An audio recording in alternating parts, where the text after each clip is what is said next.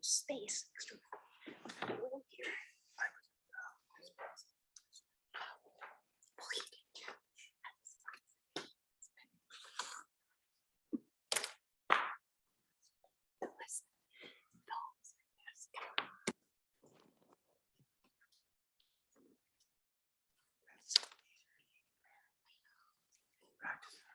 I just heard.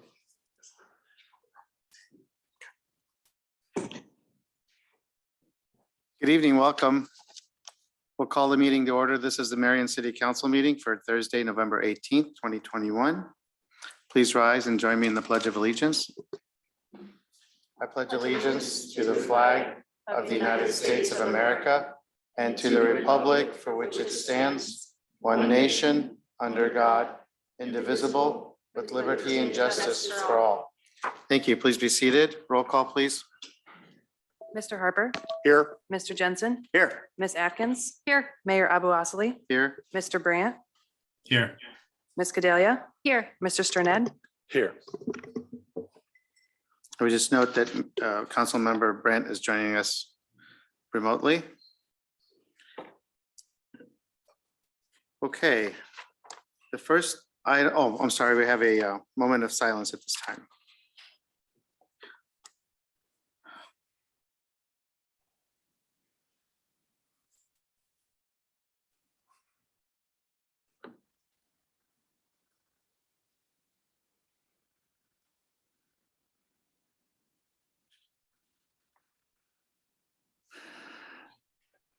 Thank you.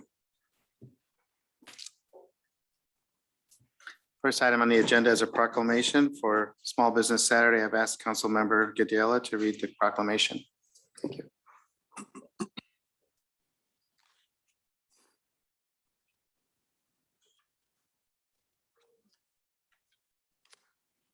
And we have a Brooke Prouty here from the Uptown Marion organization to accept the proclamation. So you can come forward as she reads it. Thank you. Hey, Brooke. Right here. I think it's optional. Okay, I'll stand back. Sorry. I'd like to read a proclamation for Small Business Saturday. Whereas the city of Marion, Iowa celebrates our local small businesses and the contributions they make to our local economy and community. According to the United States Small Business Administration, there are currently 31.7 million small businesses in the United States.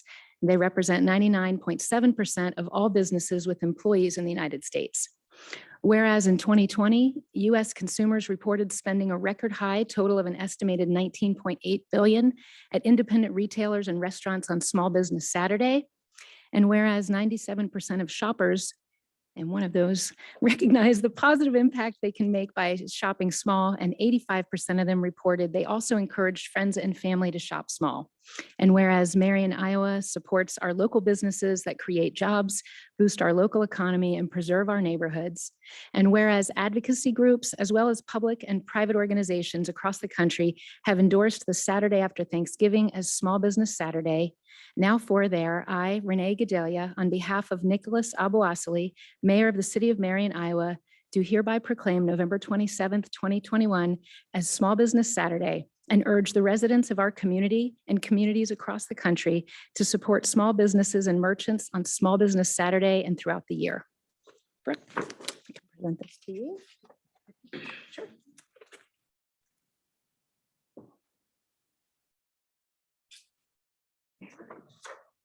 Thank you. No speech. No speech, Brooke.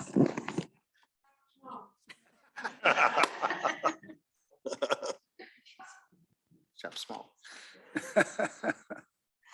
Small message. Okay, next on the agenda is a public forum, which is a time set aside for comments from members of the public to the city council on any item that is listed on the agenda, but not part of a public hearing. If an item is part of a public hearing, there will be time for comments when that item is on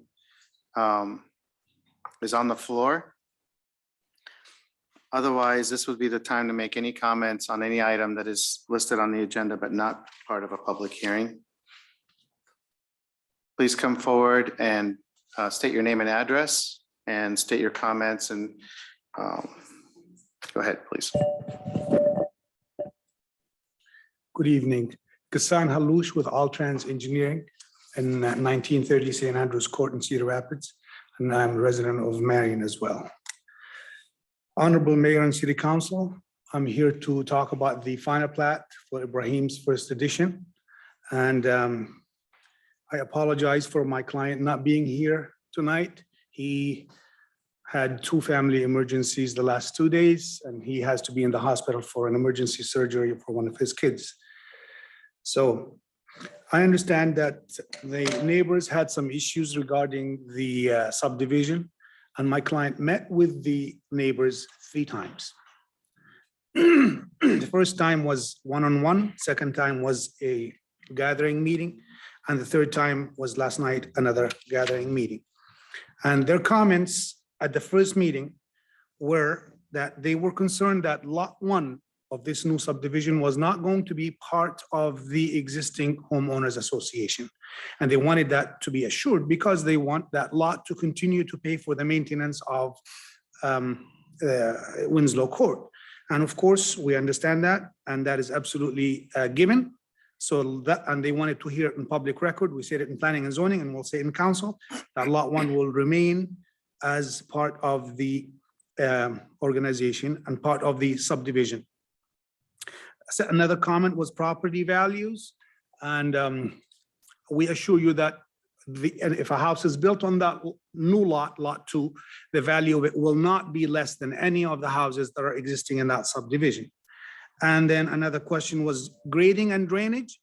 And we told them that the grading and the drainage of any subdivision or any lot or anything in the city of Marion will be done by the Code of City of Marion under the supervision of the city engineering staff. And we will never be grading and draining water to any of the existing homes. The creek is right there, and we will be grading the water to the creek.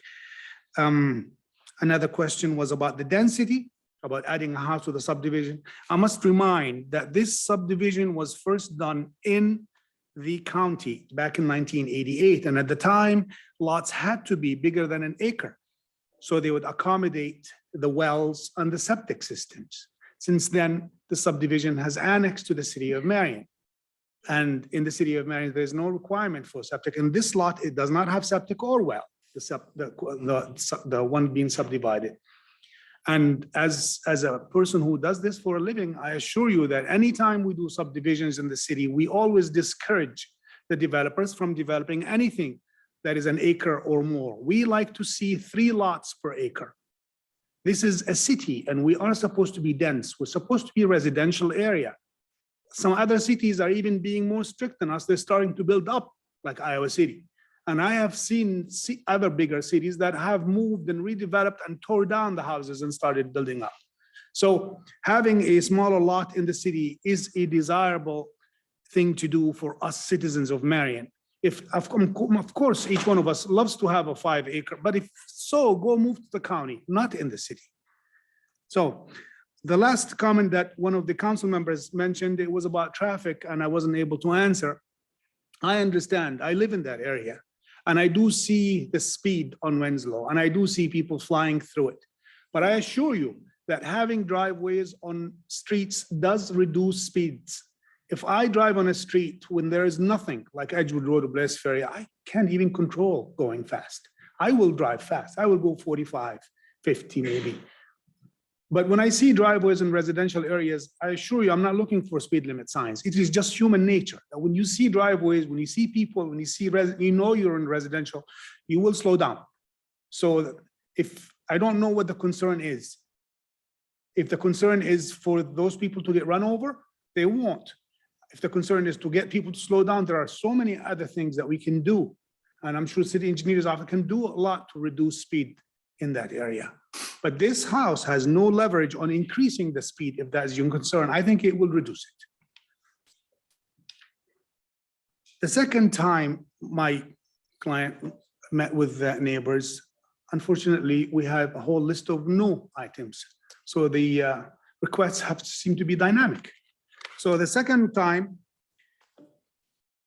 there was a concern about an existing sanitary sewer service that one of the neighbors paid for to connect to the sanitary sewer main in Hunter's Ridge. And she was concerned that my client, by building this house, was going to tap into her existing sanitary sewer service and tear out her trees and change her lot and stuff. I must assure you that these have no facts whatsoever. We cannot connect to anyone's existing sanitary sewer service. City engineering and the city knows this is not allowed. If somebody builds a new house, they have to have a new tap, and you don't tap it to someone else's sanitary sewer tap. You tap to a main, and there is a sanitary sewer main close, and we will tap to it. We have 3 alternatives, and we will find the best one, and we will work with city staff to get that done. And it will not affect any of the neighbors whatsoever. I have to answer the questions, so this is my only way to answer them, because I'm sure you've seen them. I hope there's no time limit on me. Well, I would just ask you to make your comments succinct, go through your points, and then I want to make sure that the council members have a chance to ask you questions to Okay. get their questions answered. Yes, of course, Okay, I'd be glad to. One other neighbor said, there's nothing in it for me. So I don't know how to answer that. You know, there's nothing in it for someone else's property. This is not your property. There's nothing in it for, you can't have something for somebody on my property. When you look me in the eye and say, there's nothing in it for me, I don't know how to answer that. But it does upset me a little bit.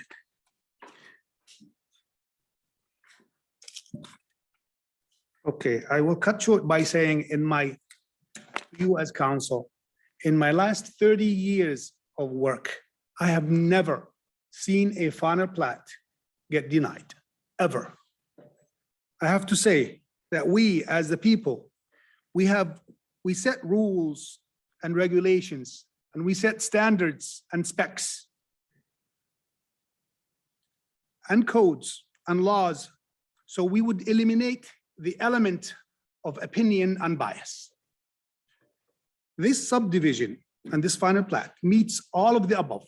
It meets all the standards and the specs set by the city, all the codes. We have no choice but to approve. This is my opinion. If you have any questions, I will be happy to answer them. Does anyone have questions? We'll have questions. If we, Go ahead. yes, if we identify questions at a later point when this comes up in the agenda, can we ask them at that point in time? Well, technically, this is the discussion at that time will be between Yeah, council okay. members. If you have a question now, this would be the time to ask it. I mean, if it's something that is really important to the final decision, then we can make an exception at that time, but preferably we'd want to have all the questions answered now. And then the discussion when we get to the agenda item is between council members. I think my questions might center more with staff or others, so I'll just defer. Yeah, I think at that time you can ask staff a question. Okay. Yeah, absolutely. Okay, I missed it. Okay, here we go. Yes, Councilmember Brandt has a question. Thank you, Mayor. It was mentioned that the owner met with the neighborhood last night. Yes, sir. I guess I didn't hear if anything changed with the neighborhood's opinion on the approval of the plat or not. I think you will probably hear it in a couple of minutes after they speak. Because they're. I'm sorry. So there's Sir, others there to speak- speak. Okay. Speak into the microphone. so I can hear They you, are please. all here, and I'm sure they will speak, and I don't know, to be honest with you. I don't Okay. know. Thank you. Thank you. I obviously being on Zoom, I wasn't aware there was others there to speak. Yes, I understand. Yeah. Okay, any other questions? Okay, thank you, sir. Thank you. Anyone else to speak, to address the council on any topic that is on the agenda but not part of a public hearing? Please state your name and your address and proceed. Thank you. Good evening. My name is Joan Hellman. I live at 2100 Winslow Court.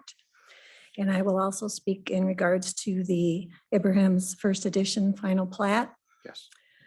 When my husband and I purchased our lot and built our home over 30 years ago, it was with the understanding that each of the acreages would remain their current size and each lot would contain a single family home. The size of the lots was one of the main reasons that we chose that neighborhood. Having each lot be an acre or more in size would afford us more privacy, more space between homes, more room to enjoy our yard without neighbors close by, and most likely fewer total neighbors in that space. And it was our expectation that since this is a final plat, that it would not be changed, or at least not changed easily.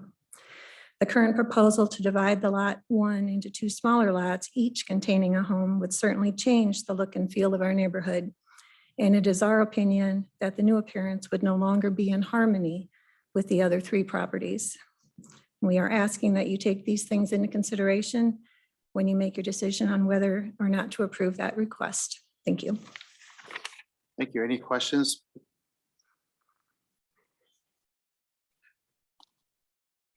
Okay. Anyone else to address the council? Leanne Kramer, 1968 Winslow Court. I'm also here to comment on the Abraham division of the lot. I moved in after it was already owned by the city. It was no longer a county lot. And I also moved in because it was a 1 acre lot and I wanted the quiet and the space for the garden and everything.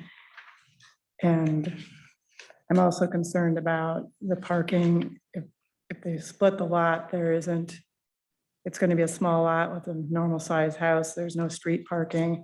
And then they will be coming to park on our private drive as overflow parking. And that will increase the traffic on our street then. So, thank you. Any questions for Ms. Kramer? Anyone else? Please state your name and address. Josh Rich, 1832 Winslow Court. Again, about the Abraham final plat.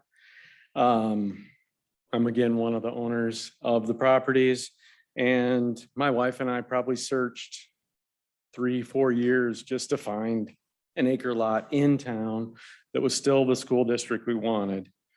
And it's kind of like the unicorn, and you had to move fast to get one like it. Just because they aren't as common, and we really wanted that space.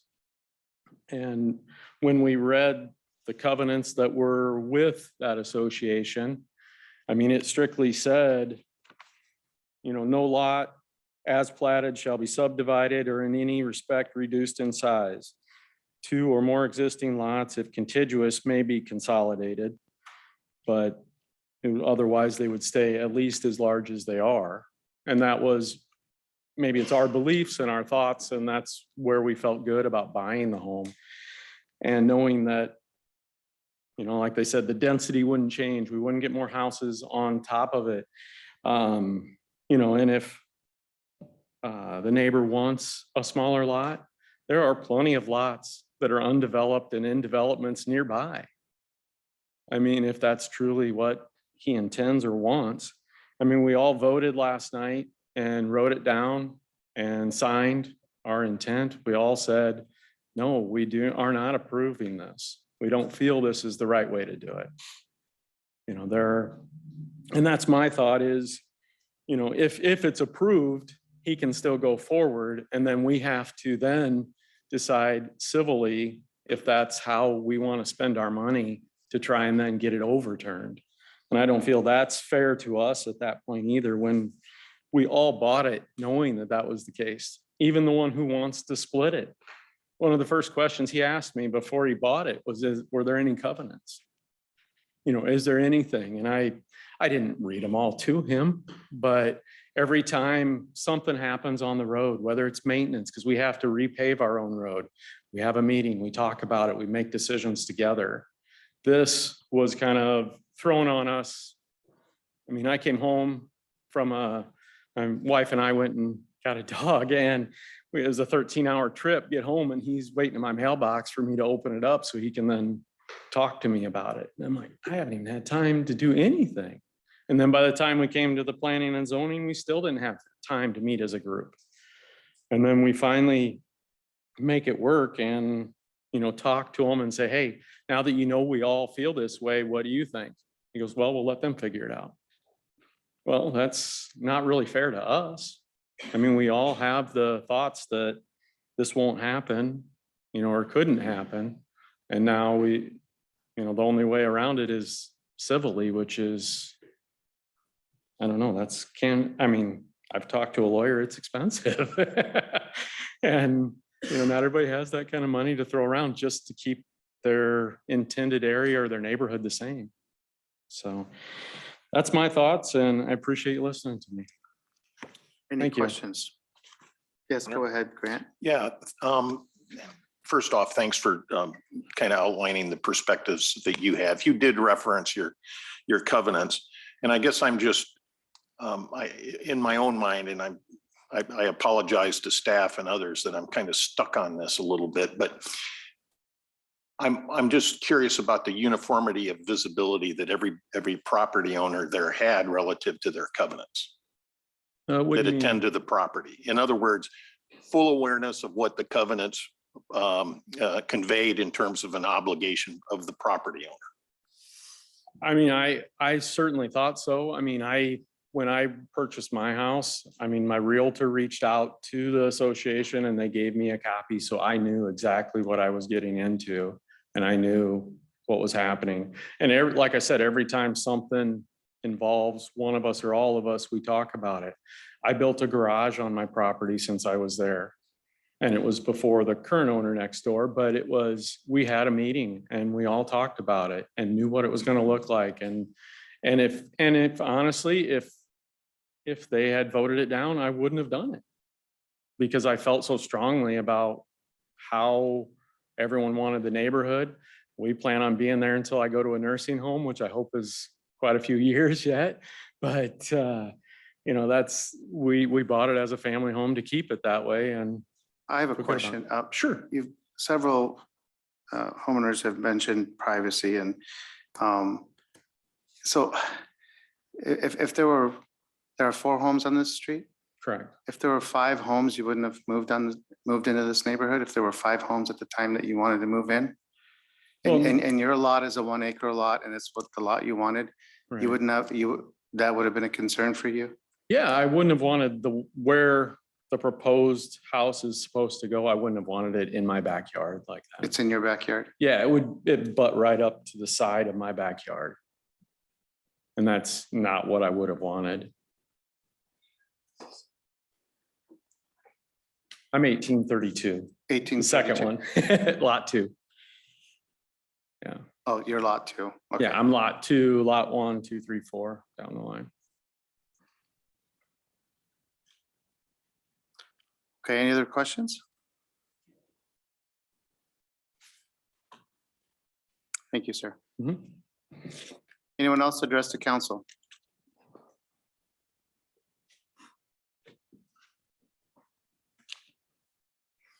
Hello, my name is Doug Williams. I live at 820 Fifth Avenue in Marion.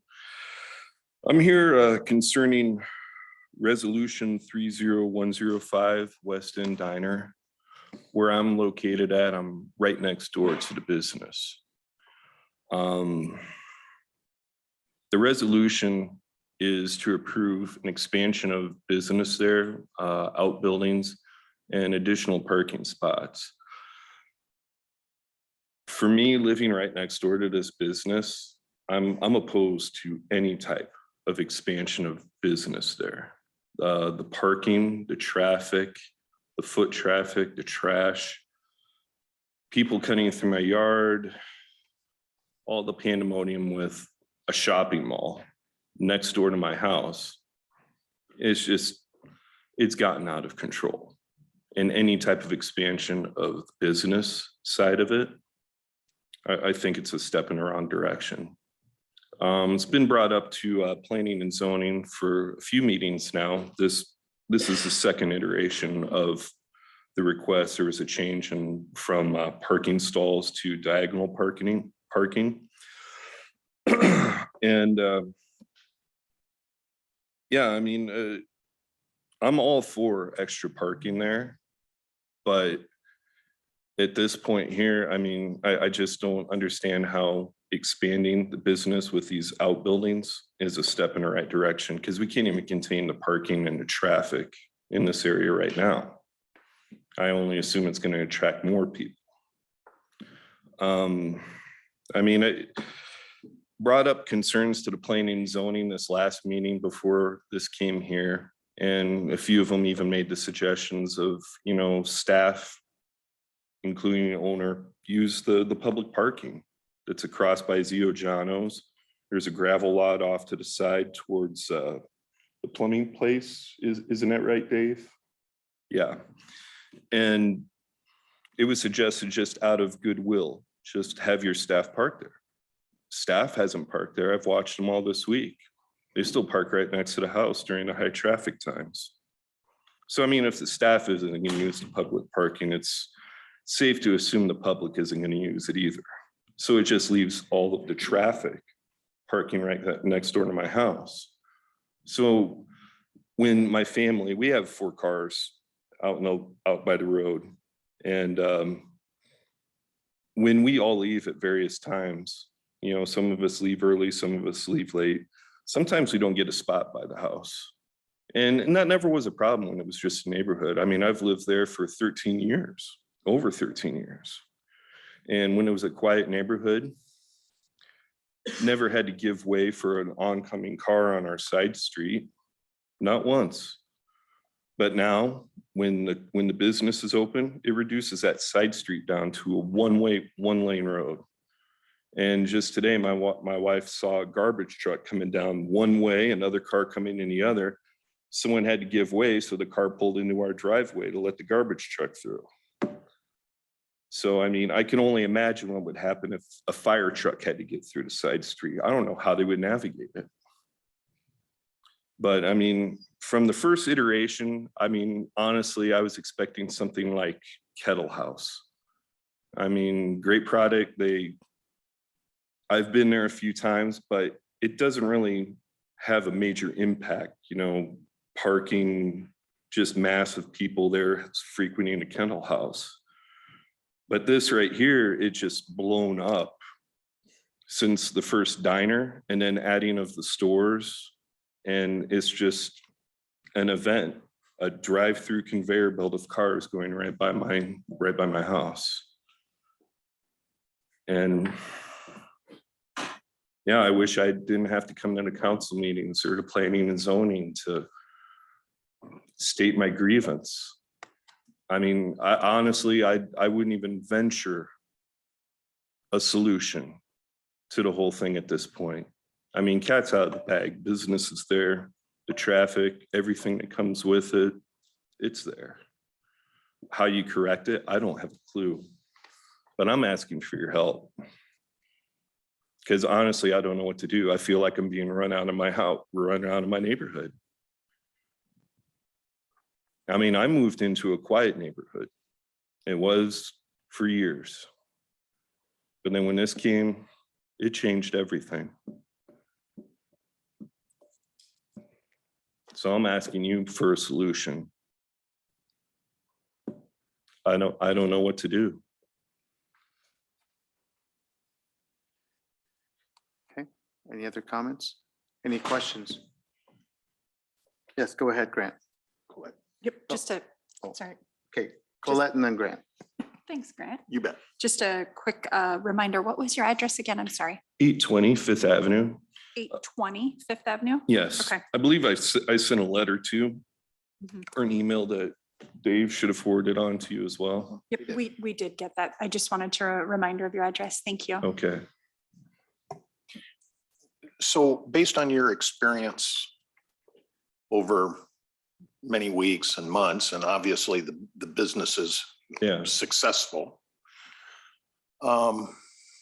what is your general expectation if we, the city, in conjunction with the plans that the property owner has, that we augment the nearby available parking as best as is possible. Will that help to alleviate the problem that you're specifically experiencing at your home? As far as people parking, I could only hypothesize at this point. Like I said, at the last Planning and Zoning Commission meeting, Dave and other council members, they mentioned, hey, look, there's two city-owned public parking lots. There's a paved one by Ziojanos, and then there's another gravel lot adjacent, just a little bit away from it. And it was suggested during the planning and zoning, just out of an act of goodwill, mentioned to Annette, I think so. could you just use that public parking as a gesture of goodwill to your neighbors? Like I said, all this week, her vehicle and her staff vehicles, there's usually two vehicles that are there. They've been right there on the side street all week long. Did not do it. So I mean, to answer your question, if the staff of the West End won't park at the public parking, why would you assume that the public would? They're going to park as close as a business as possible. And I mean, you can't deny her the right to park next to her building. That's her right, just as the same as it's my right to park next to my house. It's public parking, it's fair game. Anybody can park there. But the parking dynamic did change from when it was a quiet neighborhood to now where we have a shopping mall right next to my house. And since the cat's out of the bag right now, I don't know how you contain it. Go ahead, Renee. Thank you. Just to clarify, Doug, so you're asking for a solution, but based on what we're looking at tonight, you're basically asking us to not approve expansion, not to fix what the current thing is in terms of what we're talking about tonight. Is that right? I just want to be clear. Right. The resolution is basically two parts. It's an expansion of extra outbuildings and then the addition of diagonal parking spots. I'm all for parking. Parking's great. I love it. But the additional shops, I think really that would just exacerbate the problem. I mean, it's going to attract more people, more cars, or employees parking right next to the house. There's a lot of variables. Okay, thank you. That's helpful. Mhm. Any other questions?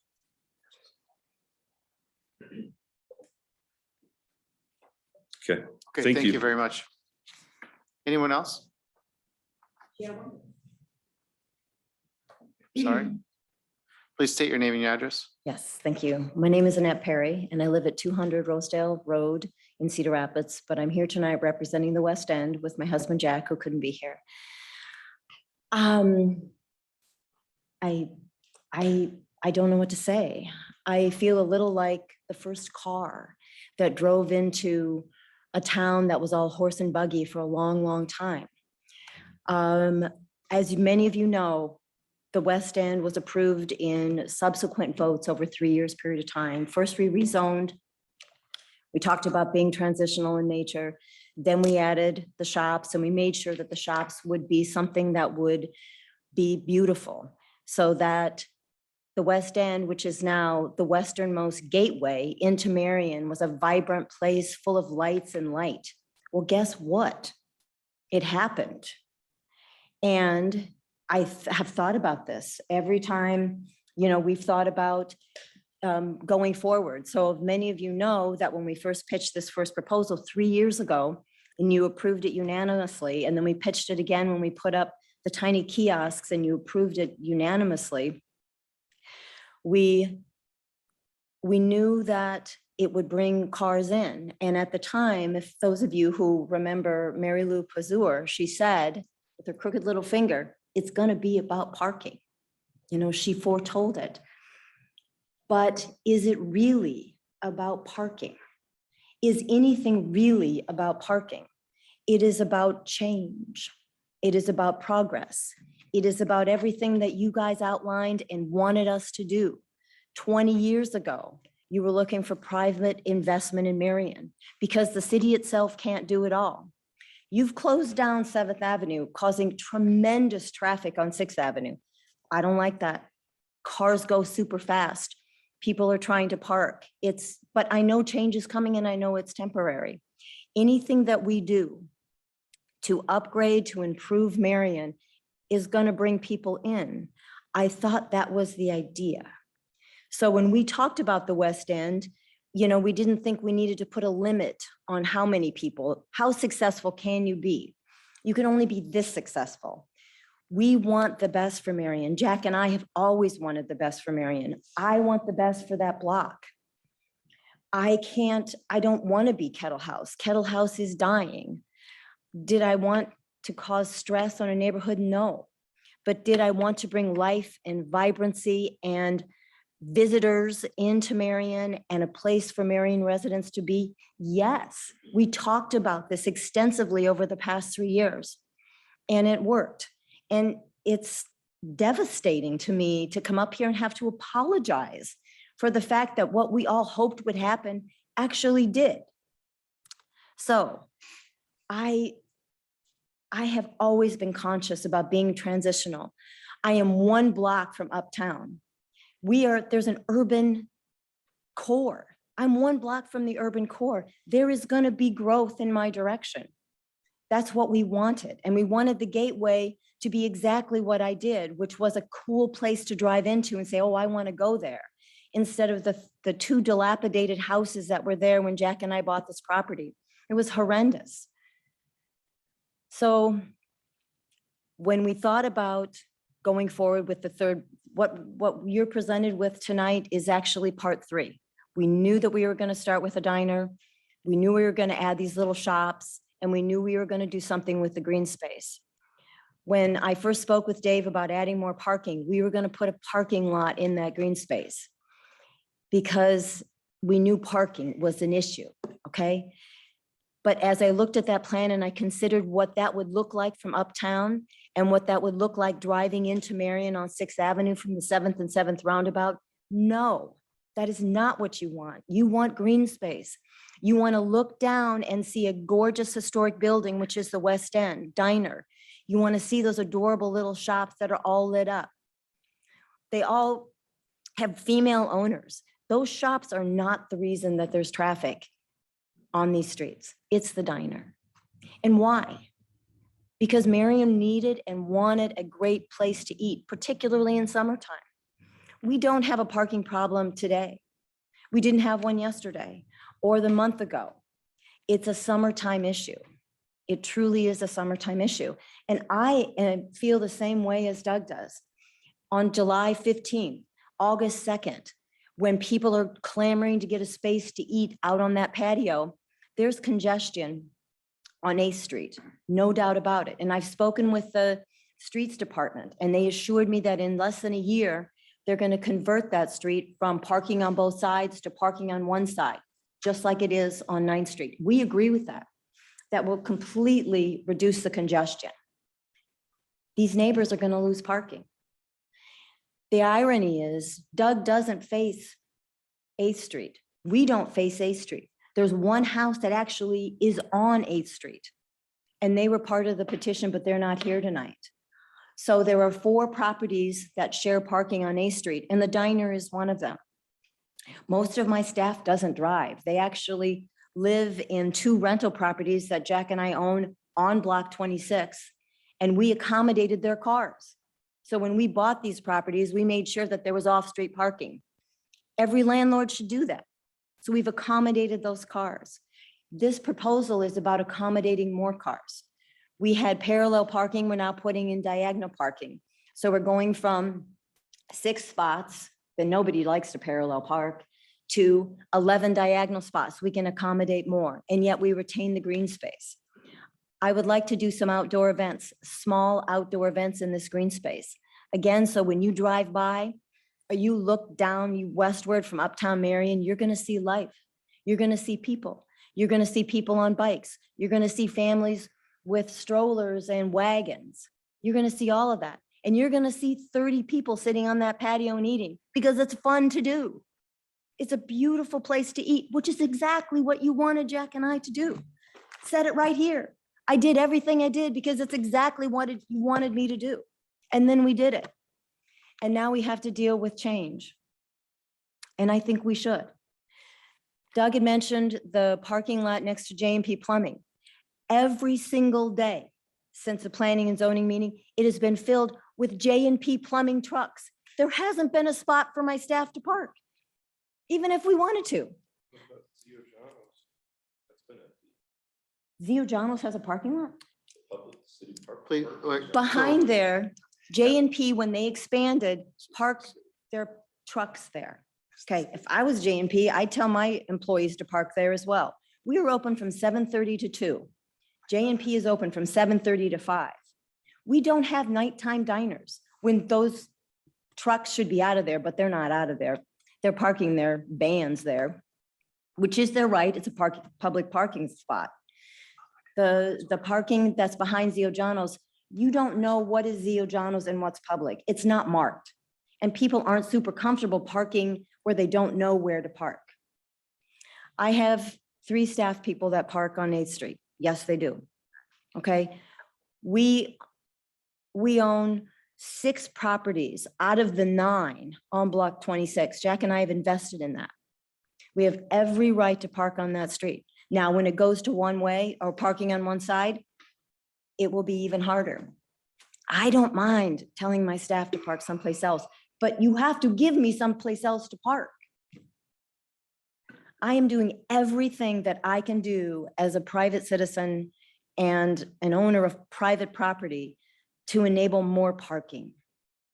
And that's what this proposal is more parking. 2 more shops. It's not the shops that are bringing the people in. In fact, the shops are empty until the diner's open. It's exactly what we hoped would happen. The diner would feed the shops feed the diner, then we're gonna have some public events. I hate to apologize for this, guys. I mean, it shamed me. I have been through a pandemic, a derecho, post-derecho with a small business. You just gave a wonderful proclamation to celebrate small businesses, and yet I have to stand here and apologize for having a successful one. Do you know how hard that is for me? Okay, do you have anything else to say? Sure, but I Well- understand that what you're up against. I understand what Doug faces. I understand what I face. And I too appeal to the city to find some solutions to parking. But we've all traveled. We've all been to Iowa City. Parking in an urban center is a very difficult thing to do. Very difficult. I encourage all of my customers to bike in, to walk in as much as I can. But this is a driving town and they drive in cars. And I set out from the beginning and I continue will try to do everything I can. And it's change that is bothersome, but if we can get on the other side of this, I think we're all going to enjoy the positive change that has happened in Marion since the West End. So I appreciate your time. Any questions for, yes, for Ms. Yeah, Perry? and that, first of all, again, I've been on the city council during those iterations in which you have had those presentations. So first of all, as a small business owner, I congratulate you on being successful. And the vision you outlined a couple of years ago has come to fruition. So I know that took a lot of hard work, but I think you might have changed your own verbiage when you said this isn't about parking. It absolutely is about parking. And so the city does have a role in this. I think I firmly believe that this is not all upon your business. So the city does have a role. I am just learning actually this week that we have 2 city lots Right. that I really did not know were city lots. And I've lived here since 1962 and I've been involved in lots of things. So I know there's going to be the majority of people in this city that do not know that those are city lots. So that's on the city to figure out how to make those more visible. But I guess one question I have for you is, and I can't remember the layout of this, is on the site that you have, are you maximizing the number of parking spots on the south side of your lot? So you're talking about the alley? The alley, Okay, yes. so Does that go as far east as it can? yes, we have put in as many diagonal spots as we can, and diagonal parking is the most efficient way to pack cars in there. Now, I'm looking at also, it now. I've talked to a neighbor to the north, and they were willing to sell us some of their backyard so we could put in more parking, but Dave told me that that was not zoned commercial and I couldn't do it. So I'm landlocked a bit. And I do not think any of us want us to have a big cement parking lot in that green space. I just don't think that's what you want. Well, I know you've got other plans for that green space. And again, when you had your vision a couple of years ago and you laid that out and now you've got that pavilion. Well, it's, we just, potentially in the tonight middle? is just hardscape. Okay, Whether we put up a permanent pavilion or just do small scale tented events, but yes. so I do agree with your statement that the parking issue is during the warm months. Your outdoor patio is packed all the time, so I agree with that. But I think it is still going to be incumbent on, in the future, as you want more events there, that you have to give, as the owner there, also continue to work on that parking issue. I think the city needs to, but I think you need to as well. And what I can do is stagger the events so they're in the evening. Our parking problem is during the day. And if we did evening events on the green space, then we would share the load of the parking. Okay, And it would be different customer base as well. all right. Are there other questions that will allow you to have the discussion and then to give your opinion during the discussion time? But right now it's questions for the presenter that will help you then make your decision. Go ahead. Yeah, thank you. What is the general time frame for, if this is approved, that you would actively be developing the additional, I think the diagonal parking spots at this point? I have a developer lined up and he has got a cement lined up. So weather permitting, we can still put in the cement this year if we can. If not, it'll be the first thing in the spring. Thank you. What's the planned use of the additional pods?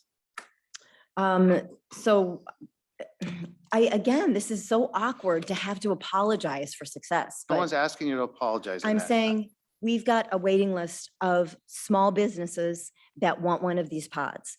I will only add 2 more because I don't want to crowd that green space. I want it to continue to be green space. So it's a lovely transitional area. So I've got 2 prospective tenants who want them.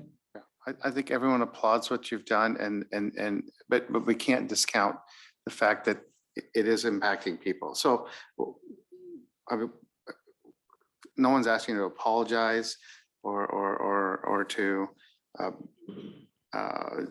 do anything different. You've done what everyone expected what you would do in terms of building a business there. Even if I do nothing, Mayor, nothing, if you approve nothing, no parking, no anything, I could have a picnic on that green space and we can invite people down. I could put up 25 understand. tables I understand. and it still is what it is. I understand. Anyone else?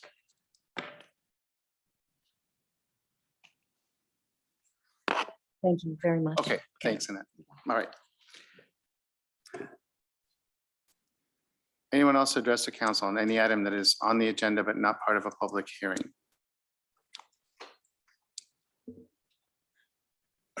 Welcome. Please state your name and address. Hi, my name is Alan Hellman. I'm at 2100 Winslow Court.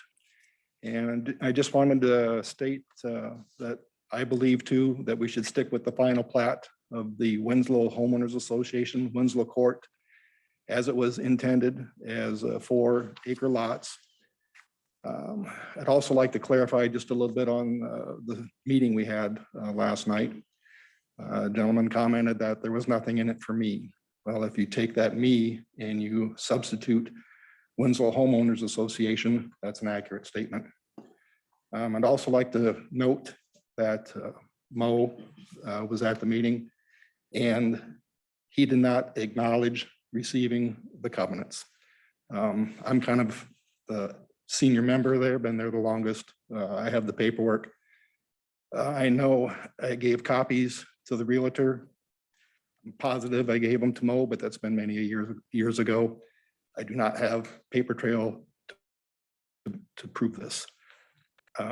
Just stating this, so everything's up front. I don't want any assumptions made or that. I know I'm positive also he was aware of them from the people that he bought them from, that he bought the lot from, that house.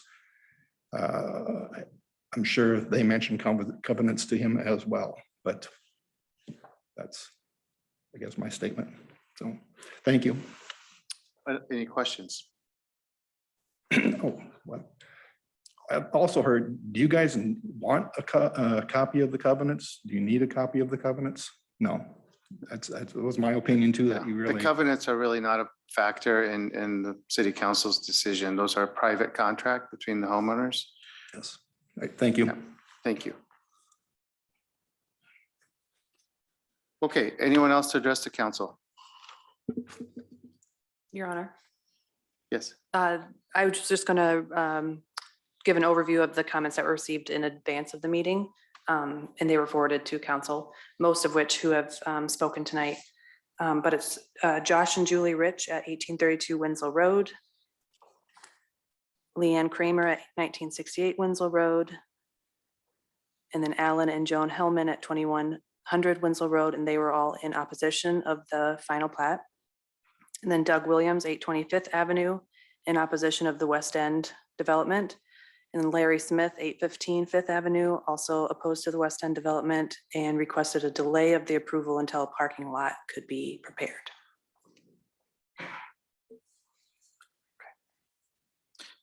Anyone else?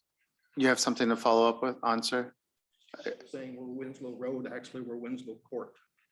Okay, so the address is Winslow Court. Thanks for correcting that. Okay. Anyone else?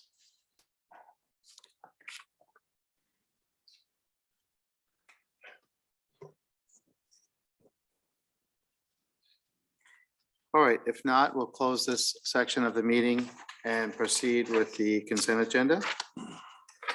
Mayor, I move to approve the consent agenda, and this will include items A1 through G1, resolutions 30056 through 30087.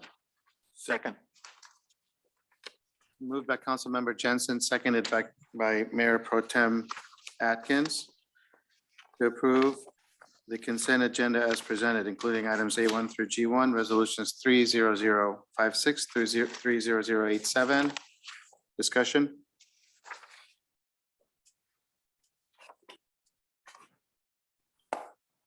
Okay, all those in favor, please say aye. Aye. Aye. All those opposed, please say no. Motion's approved. For the next section of the agenda, I'll turn over the meeting to the Mayor Pro Tem. Mayor Pro Tem, I move to approve the consent agenda with Mayor Abu-Osley's abstentions through items E1 through E4, resolutions 30088 through 30091. Second. It's been moved and seconded to approve the consent agenda with Mayor Abu-Osley's abstention.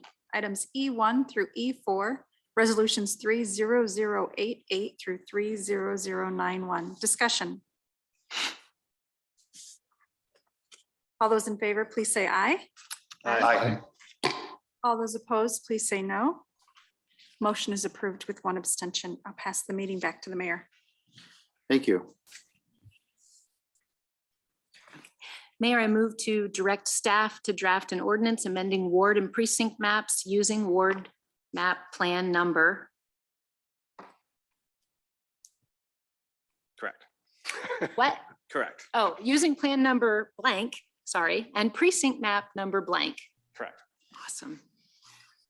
Second. Second Never happened before. Oh, shit. on the blank. Okay. Okay, so it's been moved and seconded to direct staff to draft an ordinance amending ward and precinct maps using a map to be decided and a precinct map to be decided. Karen has a question. Okay. I believe the second was Councilmember Jensen, and our city attorney has a comment. She's virtual tonight. Yes, I Welcome, did just Kara. want to, sorry, thank you, Your Honor. I did just want to add, before there's any discussion, I know that this is a question that has come up from the public because we just had an election, new council members, or at least new terms were started. And we are not allowed to consider whether or not this keeps people in their wards, but I can tell you what happens if council members move wards due to redistricting. And what happens in that case is that nobody's terms change until we get to the next election. Everybody stays in. It's not like this is an exception to the rule where you have to live in your ward. So in this instance, at the next election, if there are two council members in the same ward, they would both need to run for re-election at that time. And we would need to have an election for whichever ward has 0 members in it. Okay. Yeah, is that clear to everyone? All right. Okay, so now we have discussion. Is this, you want us to actually talk about which map is preferable and then, And that's why we left them blank, because we And didn't want to then- make any assumptions that you guys loved one map over the other. A Okay. little awkward, I know. I'm here to go over with any questions if you have anything. I did misspeak a little bit on Tuesday. I said the wards couldn't cross the House district line. It was the precincts that can't cross the House district line. So one is not set in stone because of the wards, but it's still set in stone because of the threshold we have for precincts. It would still be very difficult to change that southwest ward down here much beyond the boundaries shown by the county. It's possible, but it would be a pretty big change because of the way the precincts have to be structured. So I just misspoke a little bit there at Tuesday. so it is possible, it's just would be difficult. It's very difficult in the time we have remaining to do.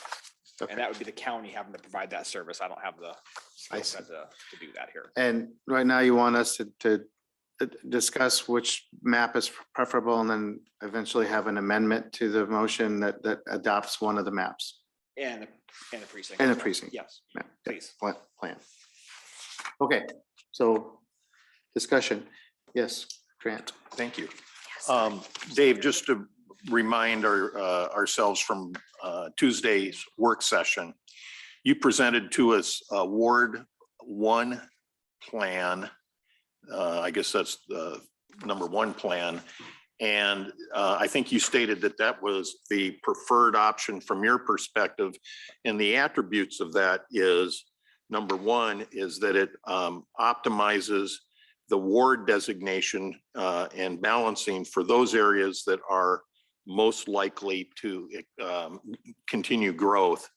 Is that a fair way to summarize? Correct. What you view to be the benefits of that? Correct. Plan? Okay. Is that the one that happens to be on the? It is, yes. I do have one extra hard copy if anybody would like a hard copy up there to look at it too, so. Okay, we'll go to Renee and then Steve. I just had a question. Will this have 3 readings, whatever direction we go in? It should, it's an ordinance, so it should have 3 readings. On the very last slide of this packet, we do run out of time though. I understand. Okay, but It does take 3 readings or a waiver or a special meeting to accommodate all 3.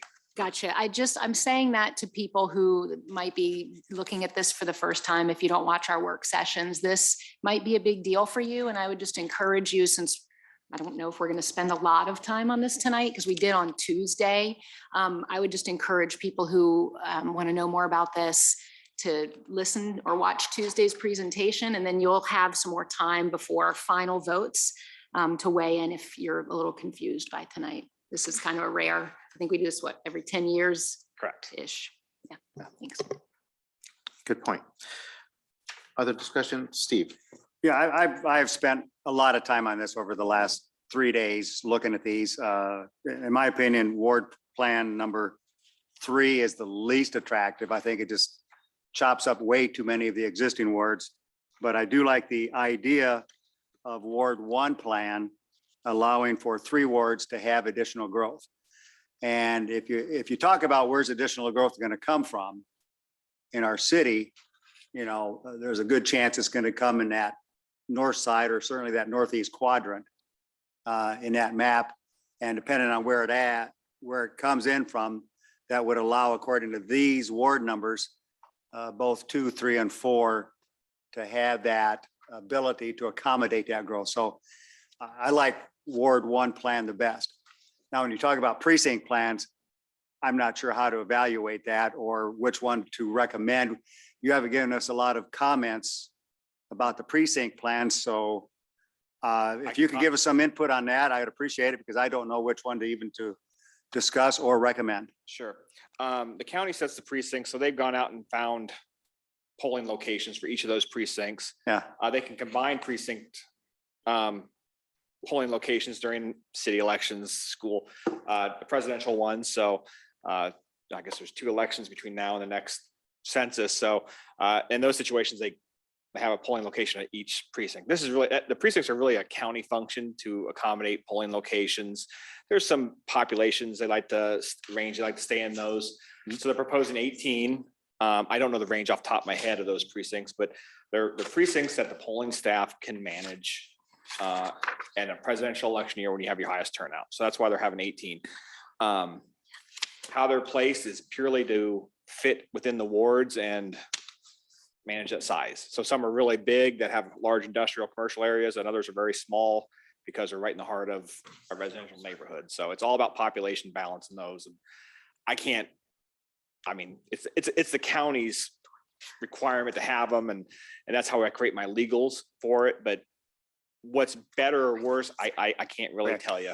That's fine. So I think the ward is the most critical For the city, it is. aspect as it relates to the city council people up here. Correct. So if we were to pick a ward plan, then is there a precinct plan that goes best along with that plan that we would Yeah. attach so that you can tell us if we like Ward 1 plan, is there a precinct plan that goes with that the best? Yep, there's an underlying precinct plan with each one. Okay. This ward only has one precinct plan. The others have 2 different precinct plans.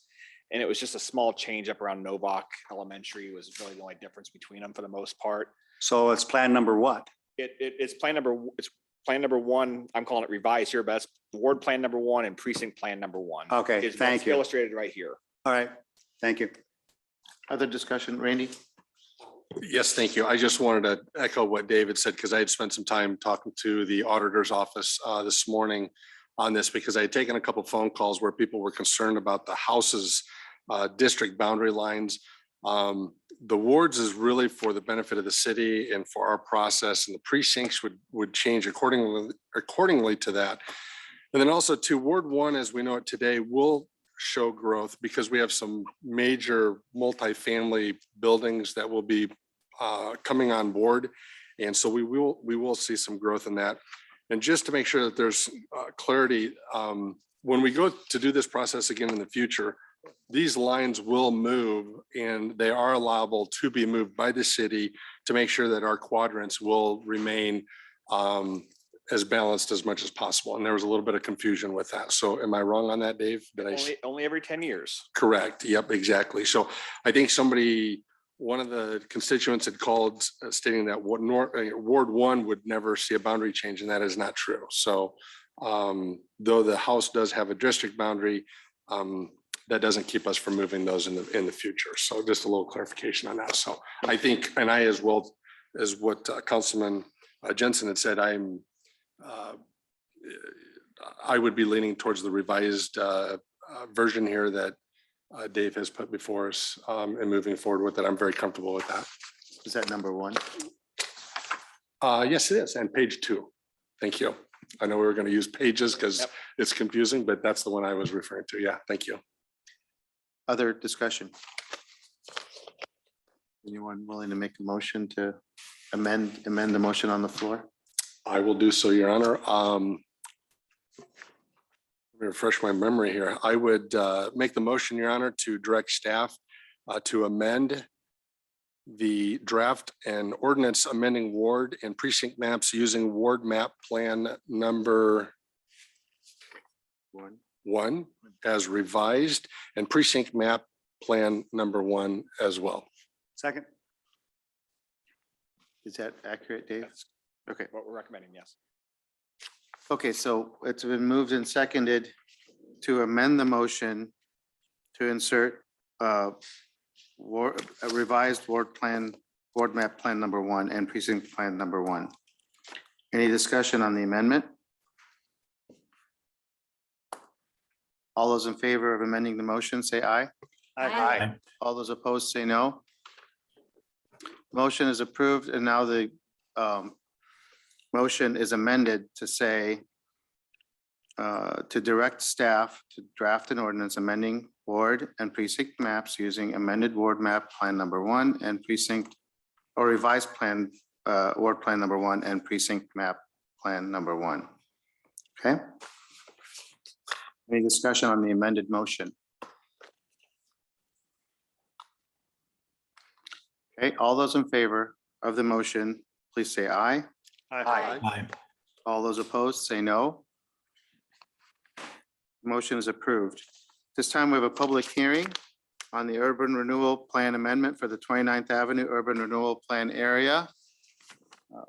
We have a presentation on this, ML? Yes, a quick one, Your Honor. So Your Honor, the city utilizes tax increment financing to support economic development efforts such as public infrastructure development, brownfields, remediation, and subsidizing commercial development and redevelopment, and including administrative and legal costs that goes along with those projects. And for the city to be able to do those projects have to be included in the urban renewal areas plans.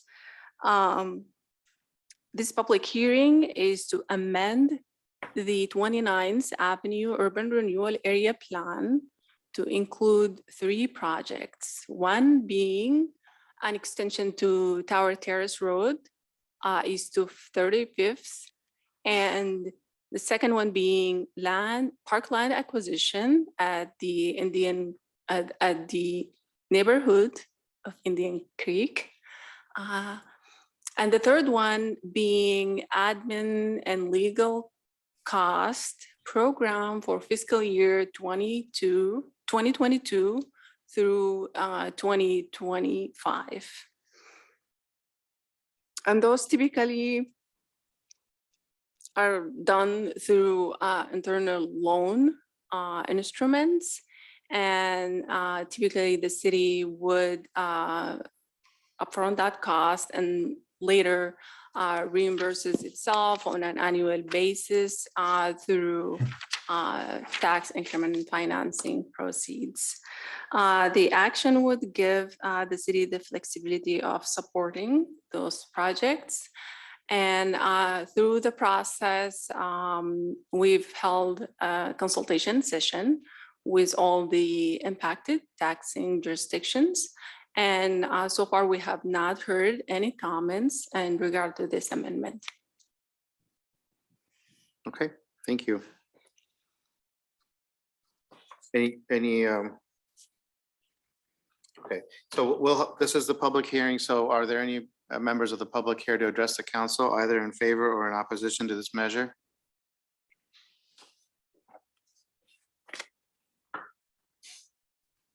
Okay, and you've already stated that you didn't have any comments outside the meeting. Correct. So we'll note that for the public record, and we'll close the public hearing and we'll proceed to the resolution. Mayor, excuse me, Mayor, move to approve resolution number 30092 to approve the urban renewal plan amendment for the 29th Avenue Urban Renewal Area. Second. It's been moved and seconded to approve resolution number 30092, approving the urban renewal plan amendment for the 29th Avenue Urban Renewal Area. Discussion, questions for staff? Go ahead. Yes, Amal, is this incremental to ultimately that development or concept plan? I think it was called the Villages of Indian Creek. The neighborhood of Indian Creek? Yes. Yes, okay. I just remember seeing that plan. And do you have any idea what the land acquisition will be utilized for? Maybe you said that and I might have missed it. I believe it's for park development, and it's a project included in the plan for CIP for fiscal year 2023. Okay, thank you. Okay, other discussion? Yes, Renee? Thank you. Amal, just to clarify, the legal and staff fees that would come out of this are all related to projects in this territory. Is that correct? They'll be related to, yes, development agreements that is going to be under the urban renewal area plan. Thank you. Thank you. Other questions? Other discussion? Okay, all those in favor of approving resolution number 30092, please say aye. Aye. All those opposed, say no. The motion is approved. This time we have another public hearing on the urban renewal plan amendment for the West Tower Terrace urban renewal area. Again, we have another presentation, Ms. El Taher. Yes, same idea. This is to amend the urban renewal area plan to include the Tower Terrace extension to the east, as well as admin and legal cost program for fiscal year 2022 through 2025. The consultation session was held at the same time on November 4th with the taxing jurisdictions, and we have not heard any comment in regard to this amendment. Okay. At this time, we'll take comments from members of the public who are here to address the council, either in favor or in opposition of this measure.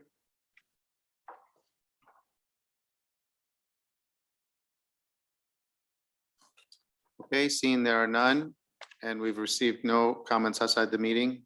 Correct. We'll note that for the public record, and we'll close the public hearing. Move on to the resolution. Mr. Harper.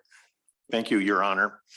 Your Honor, I move to approve resolution number 30093 to approve urban renewal plan amendment for the West Tower Terrace urban renewal area. Second. It's been moved and seconded to approve resolution number 30093, approving the urban renewal plan amendment for the West Tower Terrace urban renewal area. Discussion. Questions for staff? Yes, Your Honor. Go ahead. Just quickly, so this, basically this area that we're discussing now overlays where we have recently taken action relative to easements or acquisitions. Mike, refresh my memory. Yeah, so we have not only purchased both right-of-way and easements for the construction project, but we've also entered into a 28E agreement with the city of Cedar Rapids for the grading utility package. Great. Okay, thank you. Other discussion, questions? Okay, all those in favor of approving resolution number 30093, please say aye. Aye. All those opposed, please say no. Motion is approved. Mayor, I'd like to make a motion to approve the project calendar regarding the following internal loan advances as identified in the agenda. And it includes resolution numbers 30094 through 30098. Second. It's been moved and seconded to approve the project calendar for the internal loan advances included in resolutions 30094 through 30098. Any discussion?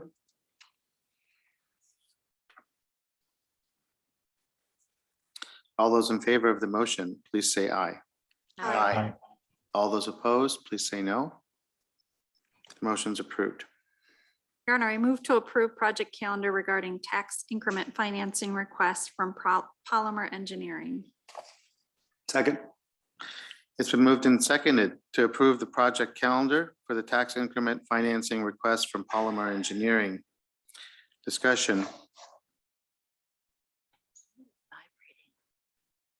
Did you hear that? Was that you? Sorry. It was so pulsating. Okay, if there's no discussion, then we'll vote. All those in favor of approving the project calendar for the tax increment financing request from Polymer Engineering, please say aye. Aye. All those opposed, say no. Motion's approved. Mayor, I make a motion to Oh, approve. Hold on, Will. I need to turn over the meeting to the Mayor Pro Tem for this item. Thank you. Mayor Pro Tem, I make a motion to approve the project calendar regarding tax increment financing requests from Actera. Second. It's been moved and seconded to approve project calendar regarding tax increment financing request from Tara. Discussion. All those in favor, please say aye. Aye. All those opposed, please say no. Motion's approved with one abstention. I'll pass the meeting back to the mayor. Your Honor, I move to approve resolution number 30099, approving change order number 12 with Christner Contracting, Inc. regarding the 2019 fire station project regarding electric winch freight cost repairs to Hall 107, painting cameras and stain siding, fixing NIOLAST cleanouts, and inspector revisions in an amount of $14,009.90. Second. It's been moved and seconded to approve resolution number 30099, approving change order number 12 with Christner Contracting for the 2019 fire station project regarding electric winch freight costs, repairs to Hall 107, painting cameras and stain siding, fixing NIOLAST cleanouts and inspector revisions in an amount of $14,009.90. Discussion.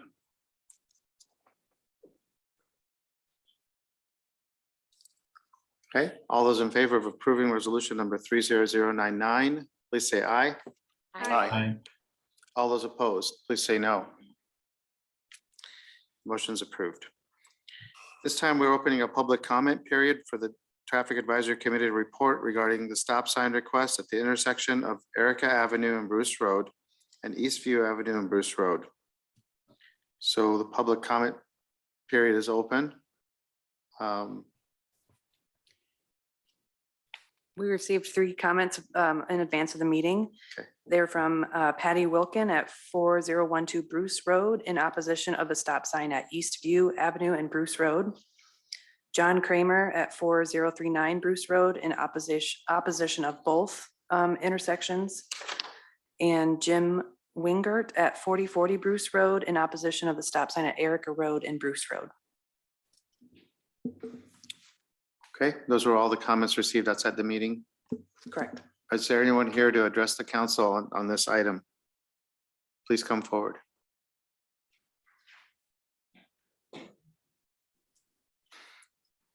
Okay, so we close the public comment period. Okay, so the public comment period is closed now.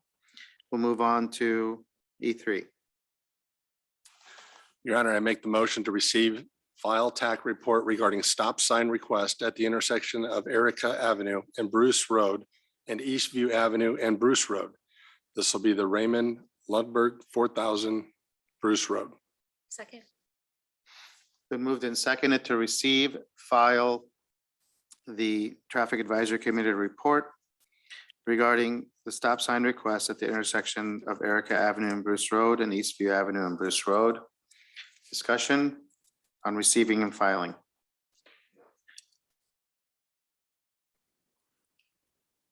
And would note that the TAC recommendation is to deny.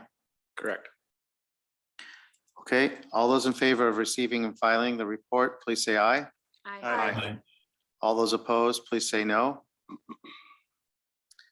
The motion is approved. Your Honor, I move to approve resolution number 30100, approving a stop sign stopping southbound traffic on Bruce Road at its intersection with Eastview Avenue.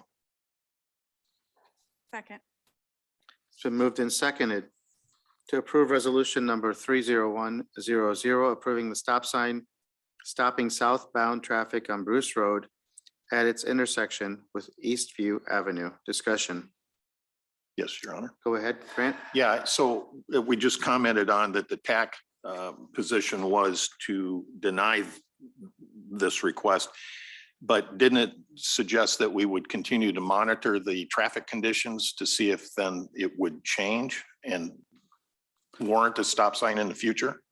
Correct. It's more of the vegetation that was addressed earlier before the petition was even received. Northwest of this intersection, there was a large volunteer bush that grew. The Parks Department has taken care of that issue. And so the visibility is fine at that intersection. Thank you. Okay, Renee, then Steve. Thank you.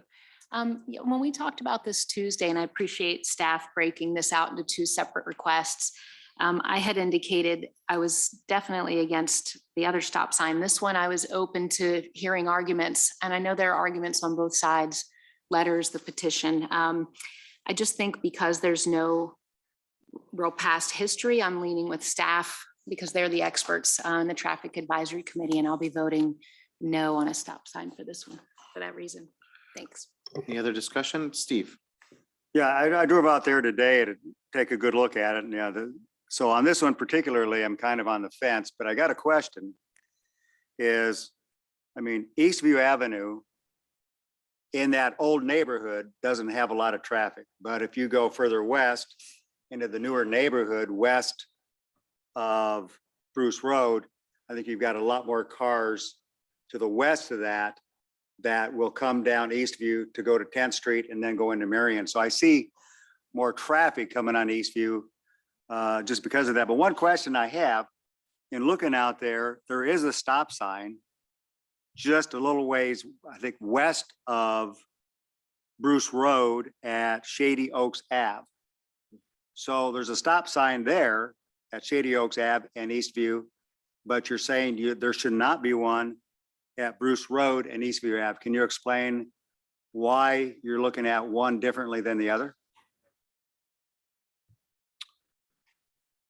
So I guess I don't know why the other one was put in. It could have been a previous city engineer that did that, but we look at the situation as it is today and look at reports for both of these intersections. Looking at the reports that we have, there's been no accidents in the past 10 years.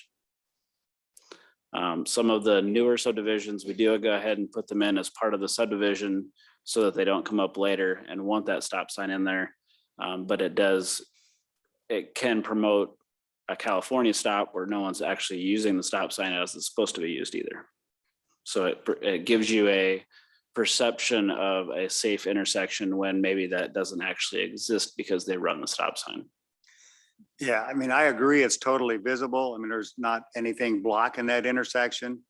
Again, my only aspect while I'm even thinking of approving it is just from the standpoint of you've got just a lot more cars. The other intersection is not a problem, but you've just got a lot more traffic coming from the west towards that direction than you did, 5 years ago. So I just was curious as why there was one stop sign allowed and this one is not being allowed. And so you're saying you're really not sure why. Yeah, each one is a case by case scenario. All right, thanks. Any other discussion?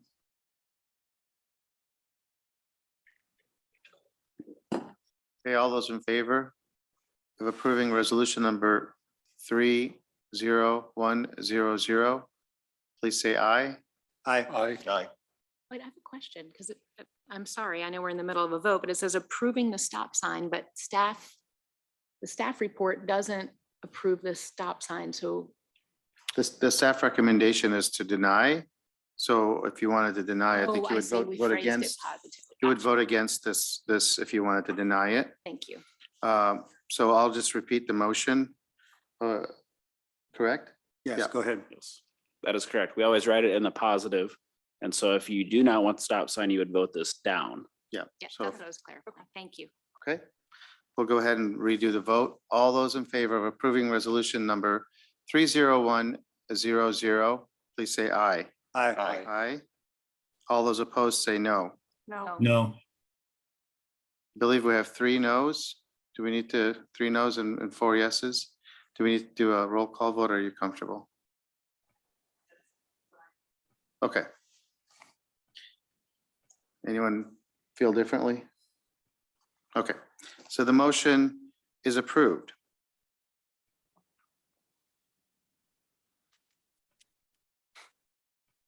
Mr. Jensen? Yep. Mayor, I make a motion to approve resolution number 30101, approving a stop sign stopping westbound traffic on Erica Avenue at its intersection with Bruce Road. Second. It's been moved and seconded to approve resolution number 30102. Oh, I'm sorry, 30101.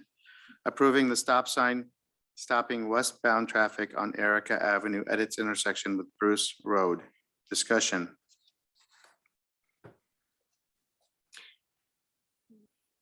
Go ahead. Yeah, Mike, so TAC recommendation on this one is to deny the request? Yes.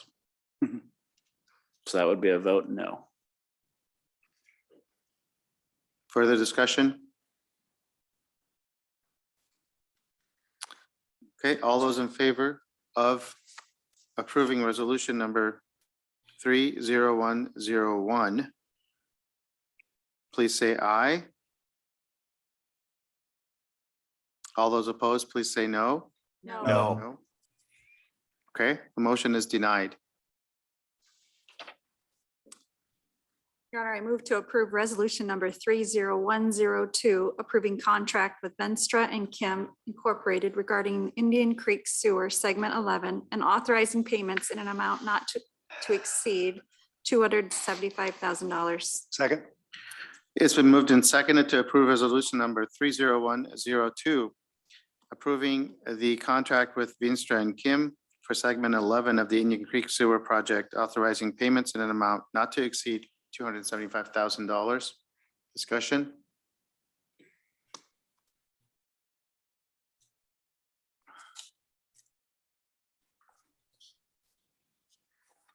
Okay, all those in favor of approving resolution number 30102, say aye. Aye. All those opposed, please say no. Motion's approved.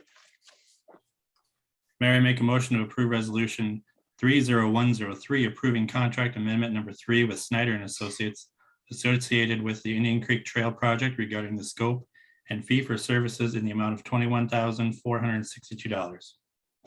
Second. It's been moved and seconded to approve resolution number 30103, approving the contract amendment number 3 with Snyder and Associates associated with the Indian Creek Trail Project regarding the scope and fee for services in the amount of $21,462. Discussion.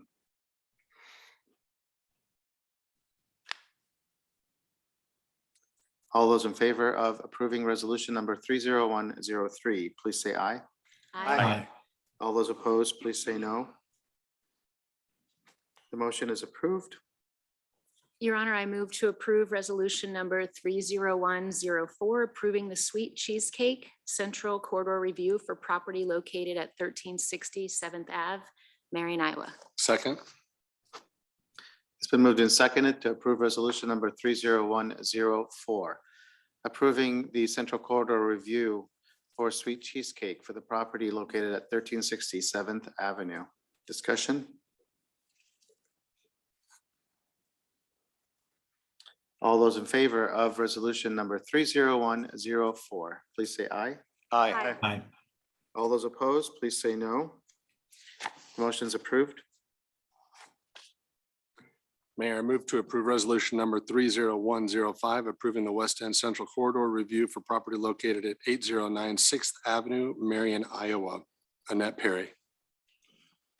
Second.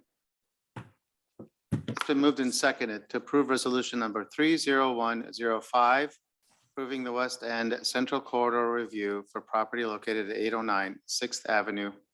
Discussion. Your Honor. Yes, go Yes, ahead. Thank you. Grant. Dave, I guess this is in your court. Can you just recap for us what was the P and Z decision? And also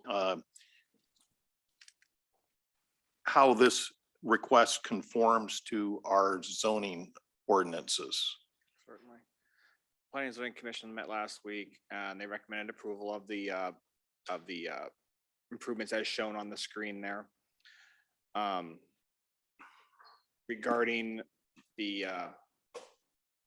second question, can you repeat that, please, Grant? Yeah, just how does this conform to the existing zoning for the property? Property is currently zoned UTC 1, which is our urban transitional district. The uses of the restaurant and pods and additional pods are allowed The use for off-street parking is permitted as well. So all the uses out there are permitted. The focus, I think, is parking. First, address the question last Tuesday that was raised was regarding parking. It's on the screen there. If this was developed today, it'd be about 20 total spots required, 17 for the restaurant and 3 for the retail pods. The restaurant is about 850 square feet divided by 50, 17.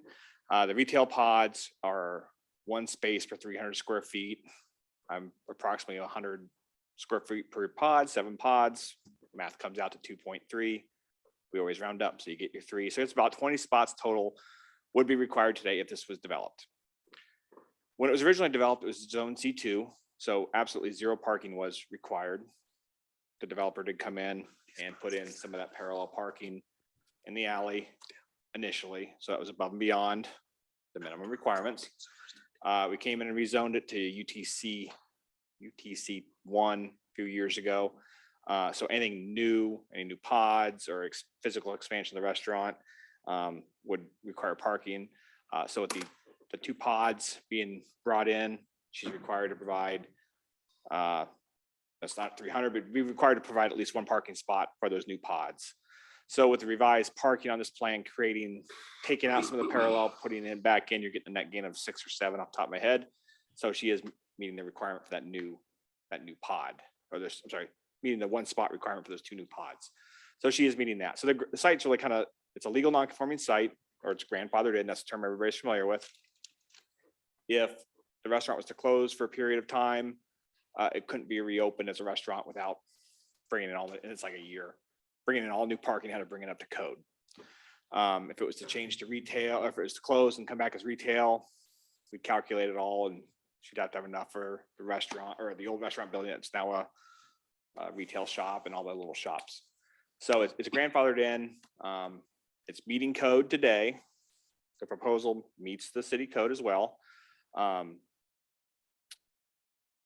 So that's where we're at. And again, the commission did recommend approval last week, 2 weeks ago. Your Honor, Go ahead. just to follow up.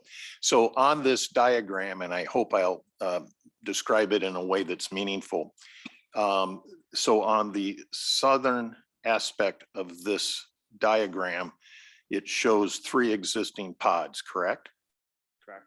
And immediately south of those pods.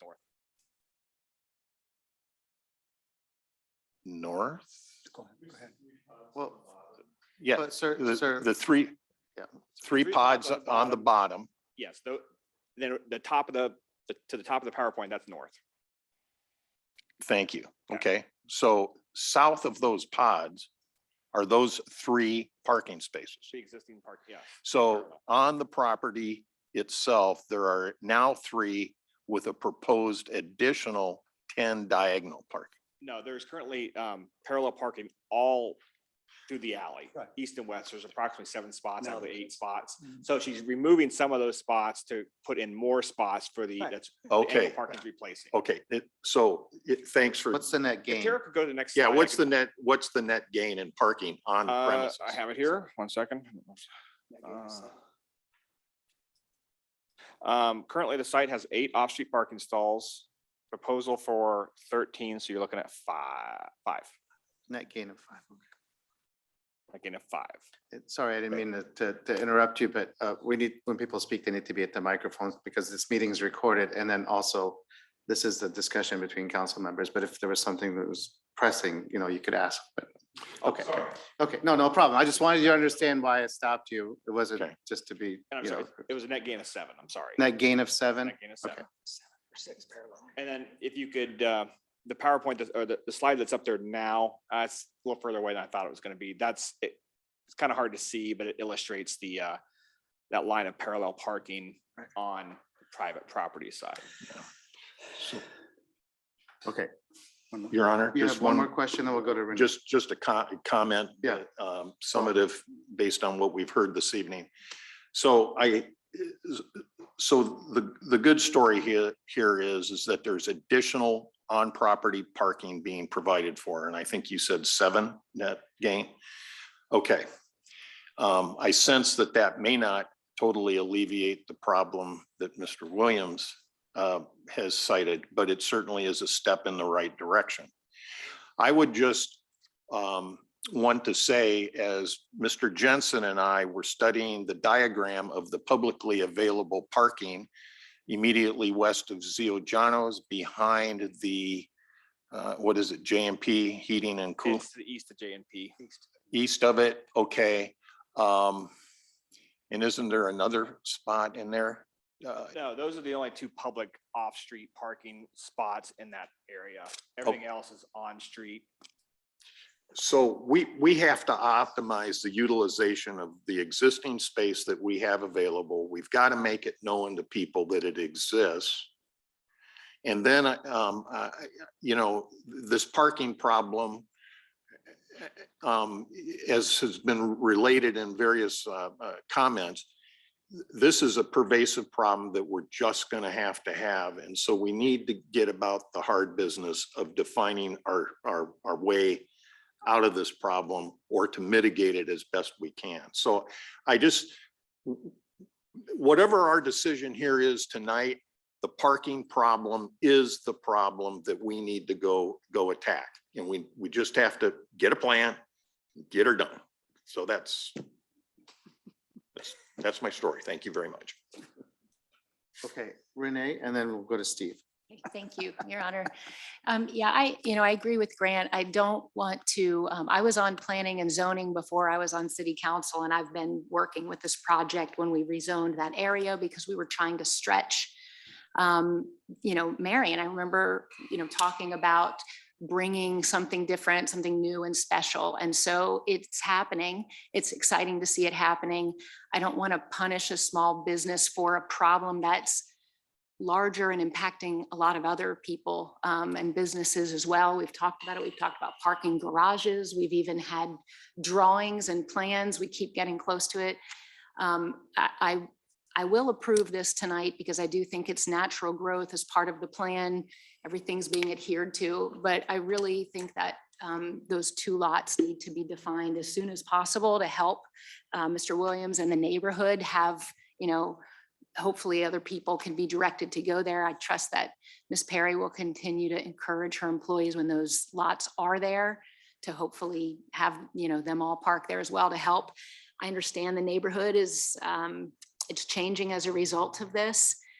Unfortunately now, once, all the hard labor, or much of the hard labor of the business plan has been done years ago, I think it would be wrong to stop what we as a city approved years ago because of, again, an issue that's the city's issue to have to solve to support the businesses and then help homeowners with issues like you brought to us. So it's not lost on me what's happening in the neighborhood with the parking, but I don't want to penalize the business for that. Go ahead, Steve. Yeah, my comments are very similar to Renee's from the standpoint of I think it's great here to be sitting here talking about a business being successful versus the other way. Okay, so that's the great thing we're talking about. Yes, that is bringing about a parking issue.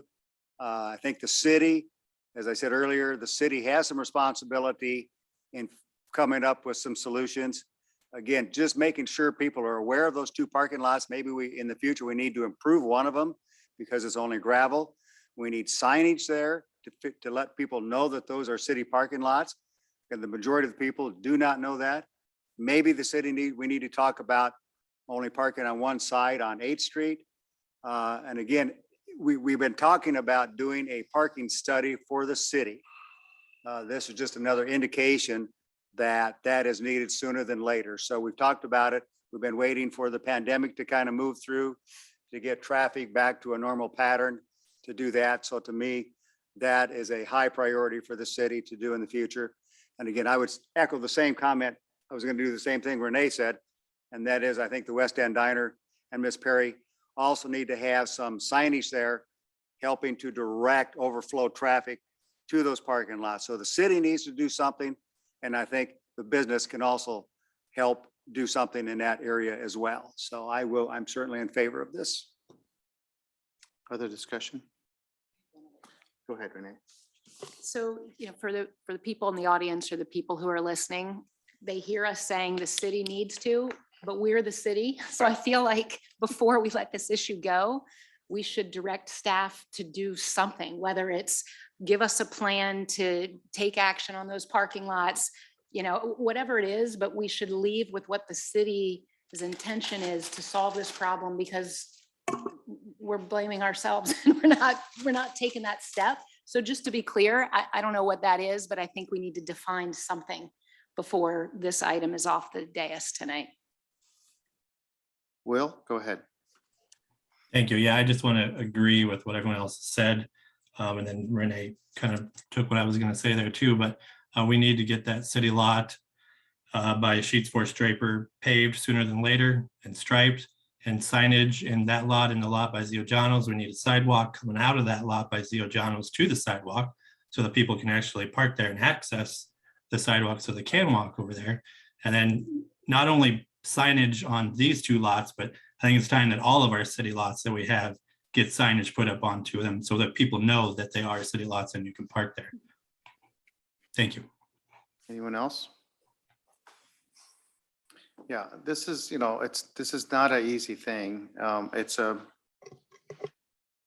result of the city's growth. Everyone desires to see the uptown be vibrant and alive and successful, because that's success for the city as a whole. And there's no vibrant, successful downtown that doesn't have parking issues. You know, it's just a part of what happens when you have a growing, successful area. And you want to see the businesses succeed. We congratulate all the businesses that are doing well.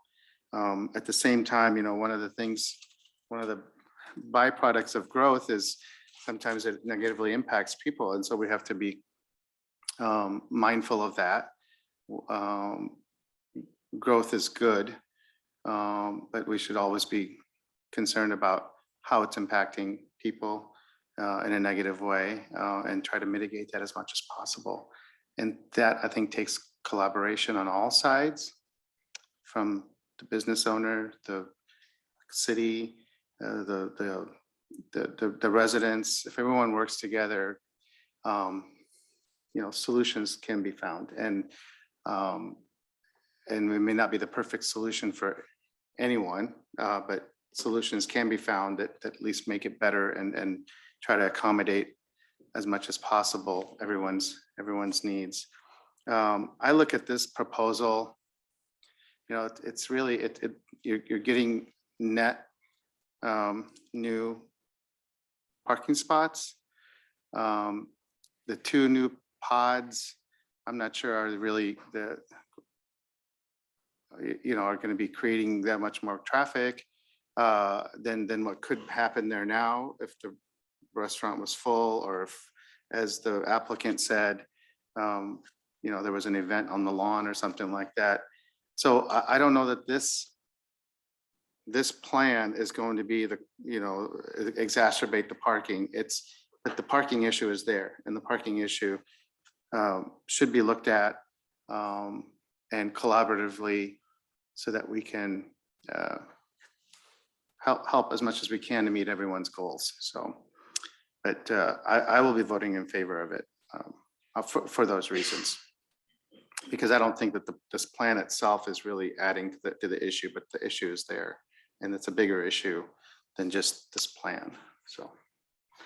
Others, yes, go ahead. Yeah, thank you, You have Your some Honor. comments? Just to Renee's point about some direction to staff relative to getting a plan in hand. I guess through our conversation here tonight, is it sufficient for us just to say at a near-term future council meeting to bring to us a parking project plan? Not the solution, just what it's going to take to define the scope and make headway over a period of time to address our parking problem. In other words, not the end state solution, just the fundamental milestones that we need to work through to do that with some pace. Is that, is talking about this now and at least having consensus here amongst us enough to cause that plan to start coming into visibility?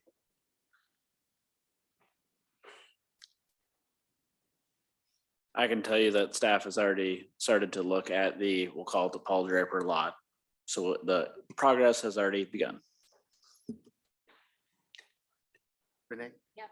Just to add to, I think Grant and I were thinking the same thing. I would just be a little more specific. I was going to ask if we could try to request an agenda item for a December meeting at a work session to talk about the quick, cheap, down and dirty fix, like phase one, signage, gravel, whatever. And then the longer plan that needs the sidewalk, branded signing, et cetera. But what can we do in the next like couple of months to help offset this? And then the larger plan, obviously, because I think we can affect it a lot faster if we don't have to make it perfect anyway. Thanks. Right. Yeah. And I would just reiterate that it's going to, take everyone's collaboration and patience to make anything work in this situation, because it's not an easy situation and there's no one solution, and if there's a solution where everyone can feel good about it, I think, we would have come a long ways. Go ahead. Yeah, I'd have to say, I think we got a little more time than we're thinking, because the parking is not going to be a problem in that area until probably May. So we have, the parking problem is caused by the outdoor dining. People are not going to be sitting outdoors dining until May.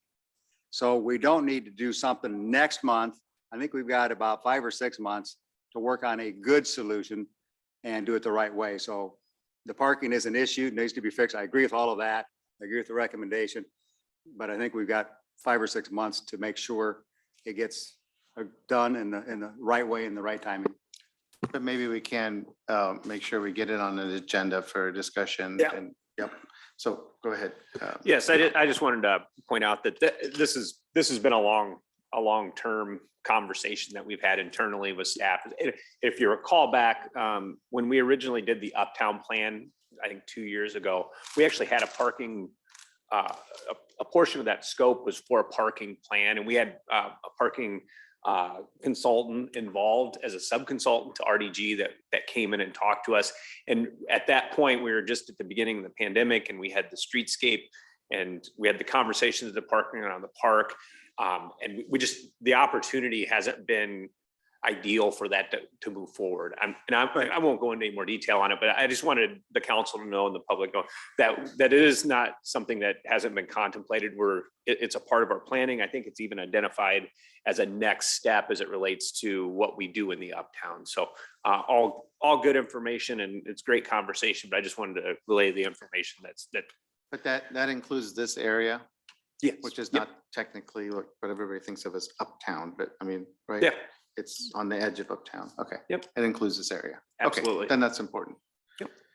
Other discussion? Yes. Yeah, I Amel. think the consultant they said they would rely on a survey, and they recommended not to do one just because of the COVID situation. It wouldn't be accurate to rely on. It's already in our plan as a next step, as soon as it makes sense. Other discussion? Council members? Okay.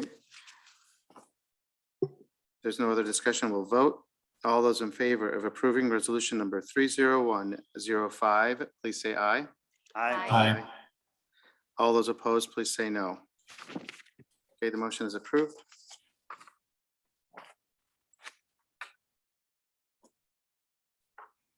Mr. Harper. Thank you, Your Honor. Your Honor, I move to approve resolution number 30106, approving the Ibrahim First Edition Final Plat and Memorandum of Agreement for property located at 1710 Winslow Court, Marion, Iowa. Second. Okay, it's been moved and seconded to approve resolution number 30106, approving Ibrahim First Edition Final Plat and Memorandum of Agreement for the property at 1710 Winslow Court. Discussion. Discussion? Yes, go ahead, Gray. Yes, I've got a couple of just confirming questions here. At this point in time, does the Planning and Zoning Commission have the same visibility on the collection of issues that we've discussed tonight relative to this request? I believe they had a lot of similar comments from the public and that you have received. So Is your mic on, Dave? It's hard to hear you. I'm turned away from it a little bit. I think the commission had a lot of the same comments and correspondence similar to what the council's received. So I don't know if there's new information that's been presented to the council that the commission didn't receive. I don't feel there was, so. I guess in that same vein, maybe just let me ask a sub question. Did the same level of public presentation occur at P&Z that occurred here this evening? From the public? Yes. Yeah, I think most of the residents spoke as well as the applicant's engineer. Okay. And based on the outcome on planning and zoning 7-0, then their belief was at least this request is in conformance with our planning and zoning ordinances? Yeah, 175, which is our subdivision regs, allows the split of the property, then 176 that allows is the zoning ordinance itself, so. Okay. Thank you, Your Honor. Your Honor. Yes, go ahead. So Tom, when we talked about this on I think it was Tuesday, it could have been the last set of meetings, I'm not sure, but I remember a point was brought up and I thought it was Tuesday. And I think you articulated about this is a final plat, but we've set precedents where we've divided it since then. And particularly in this area, we talked about some other properties. But then you made a distinguishing point, I thought, about how this whole area was a final plat that was approved this way. And then something happened that allowed this to come back open. I can't remember how you worded it, but can you explain it? Because that was a turning point for me. Yeah, and so this is, I just wanted to make sure that the council is aware of the fact that this was it's a final plat that occurred in the county. And it's a replat of an already final platted lot. So this isn't like an empty lot undeveloped somewhere where you bring in a preliminary plat and you split it into 5 lots and subdivide it. So all I had indicated on Tuesday was the fact that, you know, as you think about it, it's similar to having a preliminary plat. When you have a preliminary plat, you have to continue with a final plat that is consistent with the preliminary plat, right? So this is a final plat that rests out there. It's been approved. So when you replat a lot into 2 lots, the consistency isn't there. So there is that dilemma, I would say, that the council's sitting on right now. Was that in the intent of the original subdivision?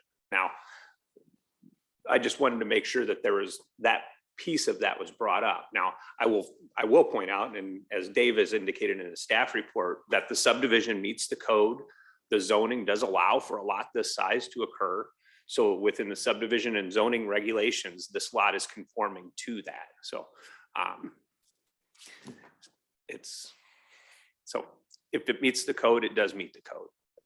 So can I just Yeah, finish go on ahead, that? Renee, sure. Thank you, Tom, because that's a lot more coherent than what I was explaining. So for me, that was a turning point, and I've told this story before. I'll make it brief, but I think it's worth telling again.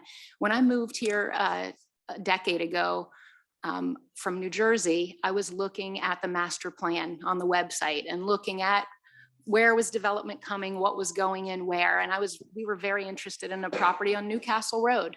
And I called planning and zoning, didn't know anyone in Iowa, never lived here. I called and Dave Hockett picks up, whom I know now very well.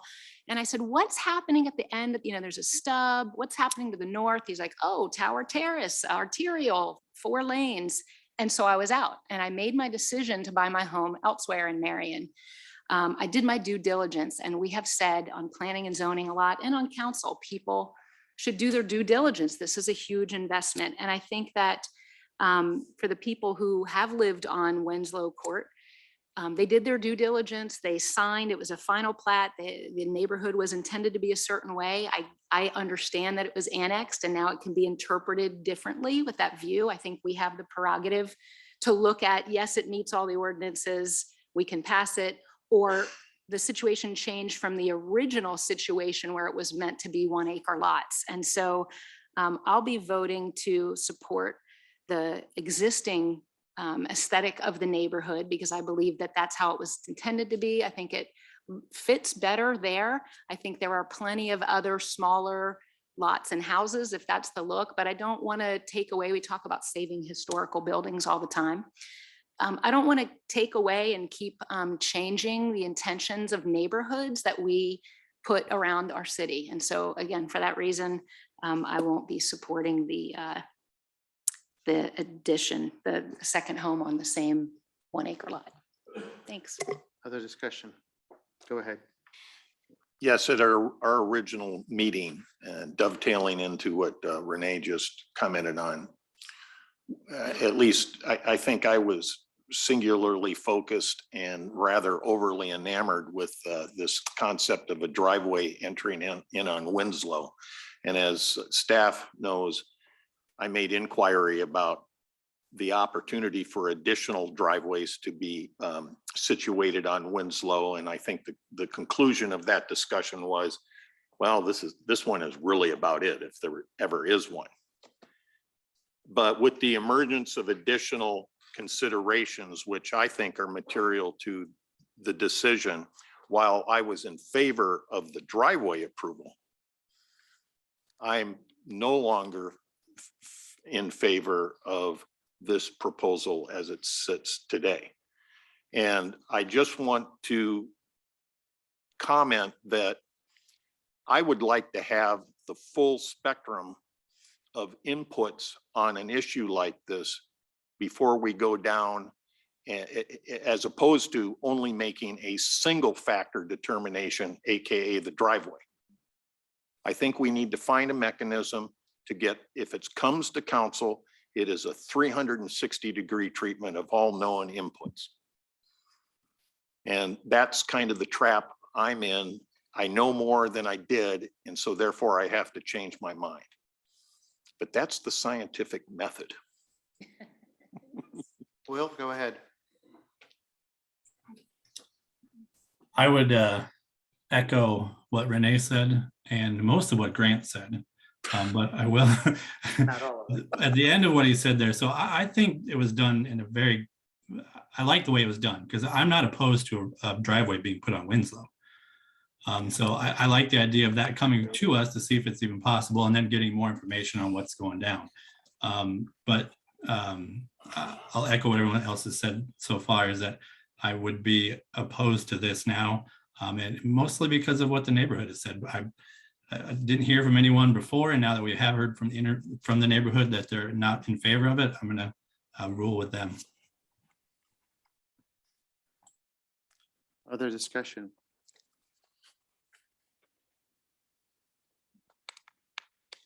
Okay.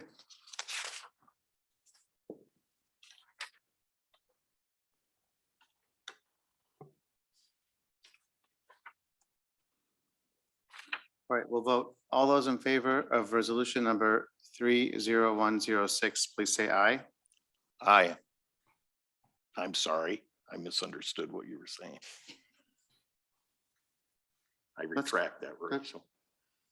Well, okay, we'll do it again. Sorry. All those in favor of resolution number 30106, please say aye. Aye. All those opposed say no. No. Okay, the one no, one aye, and 6 no's, so the motion is defeated.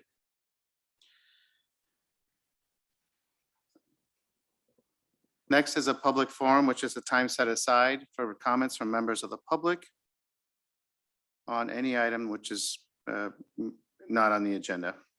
Any comments from members of the public?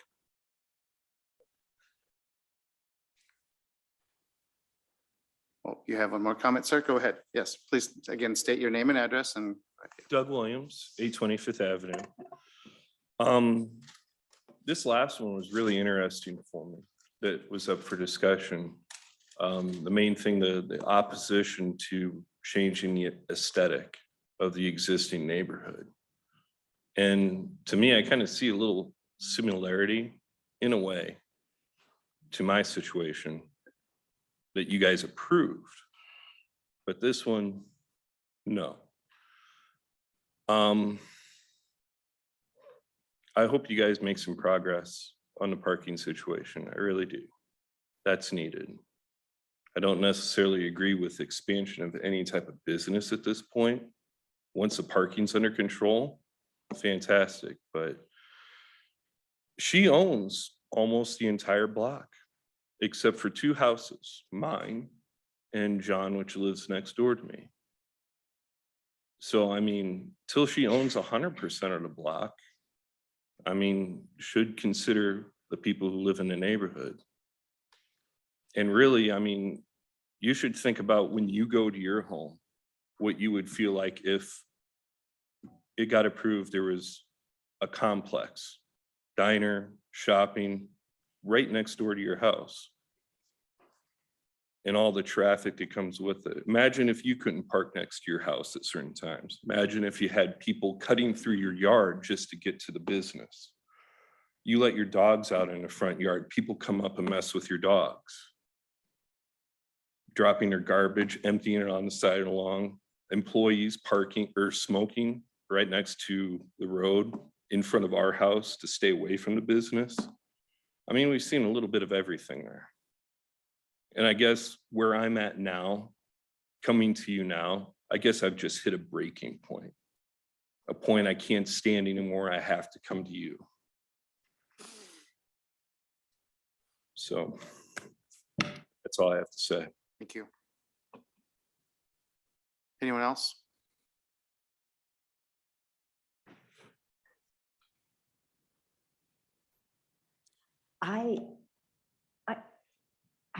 I'm not Kettle House. My husband is in the same boat as you. Ms. Perry? said, Oh, May think- I? Yeah, Okay, the first of question- all- the comments need to be directed to the council. And I- if you wanted to have a discussion with him afterwards, that'd be. I don't know what to perfect, but- say. Yeah. I don't know what to say to you. I will say this, the employee that smoked anywhere near his property is gone, okay? Put a stop to that as soon as I saw it. Any customer that parks haphazardly in any way, we go table to table and we find them and we say, you move your car, okay?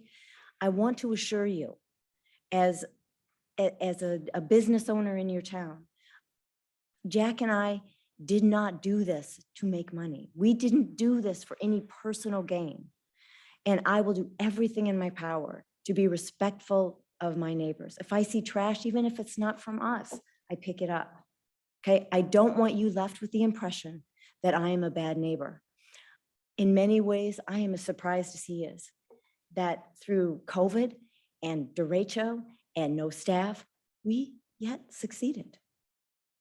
And again, I feel bad that I have to feel bad about that because I do everything in my power every single day to make sure that we are making Marion a better place.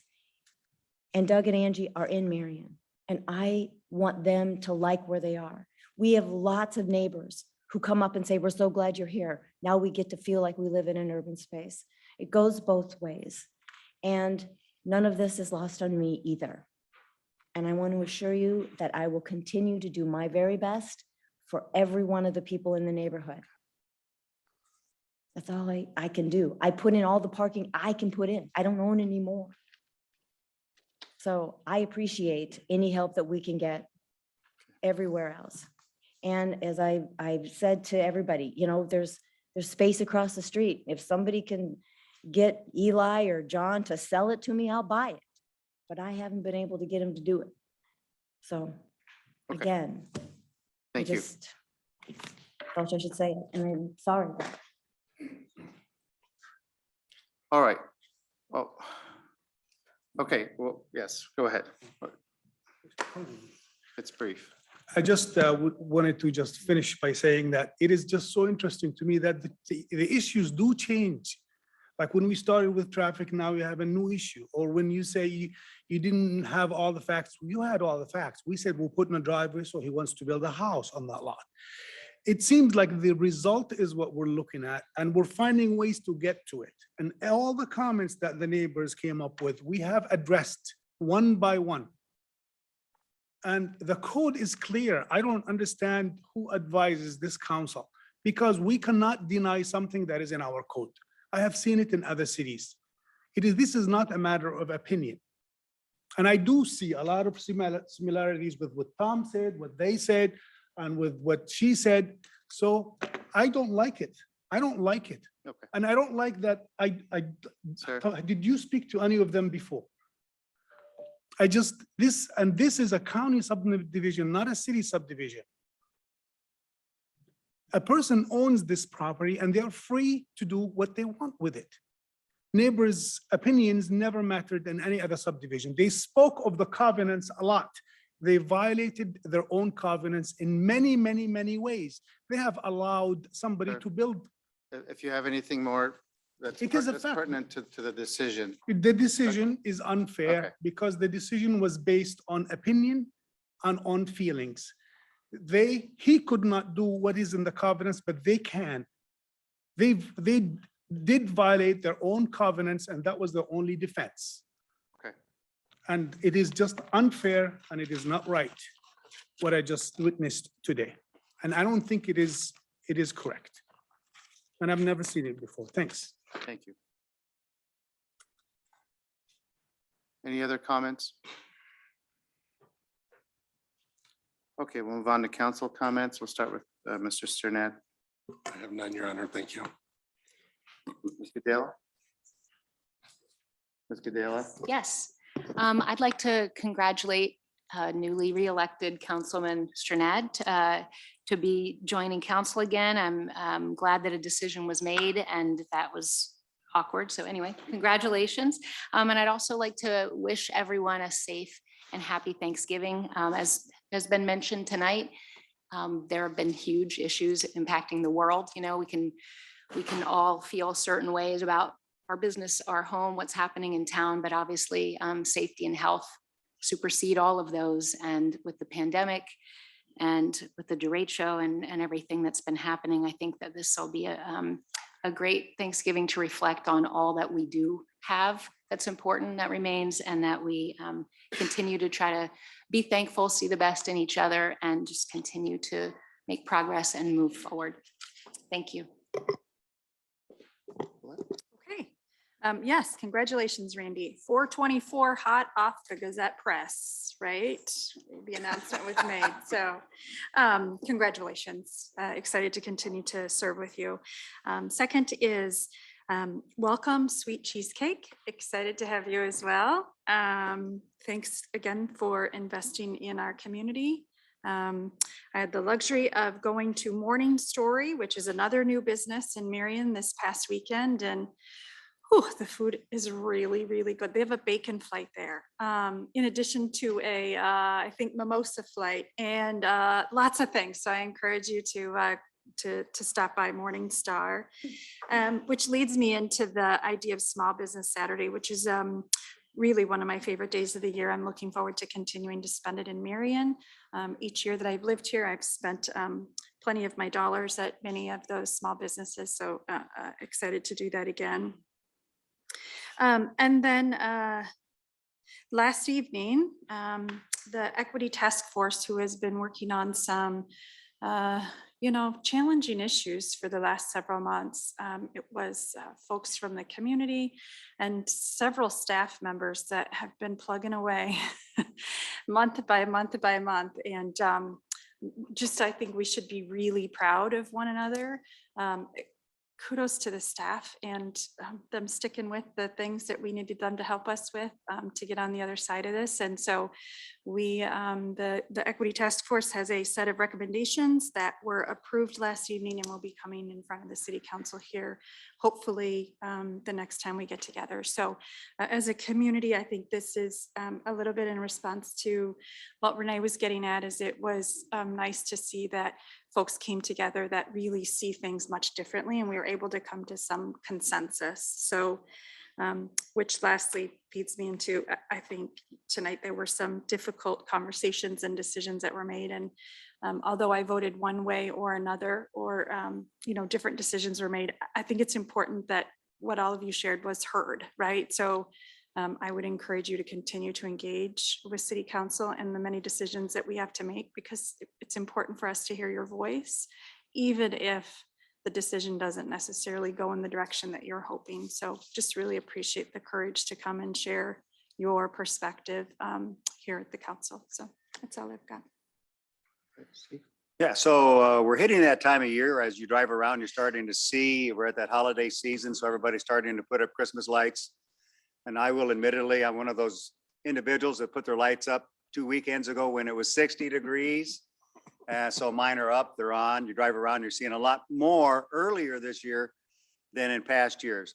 But it's also personally coming up on that part of the year where I love this time of year, because I get to watch a lot of high school basketball, college basketball. You've got Thanksgiving, by the way, happy Thanksgiving next week for everybody. So we're looking forward to that, but also looking forward to at our next meeting that our new city manager, Ryan Waller, will be here. So I think that'll be exciting for all of us on the city council as well as the staff. So looking forward to Ryan getting on board in another week. I just want to wish everybody, as we enter into the holiday season, very safe and joyous holidays. And as we were reminded, shop local. Do that now. Regarding Mr. Jensen's comments about Christmas lights on the house, I went through several years of putting them up at the latest possible moment in the ickiest conditions weather-wise, and found myself that they wouldn't come down until somewhere around about July 2nd in real hot, humid weather. So I abandoned that folly, but my wife does ask that I put a tree on the porch, and that's what I'm gonna do. Anyway, happy holidays, everybody. Will? I would also like to congratulate Randy on his victory. And then I just want to apologize real quick to everyone on council and to all my constituents out there for not being able to be in person this month.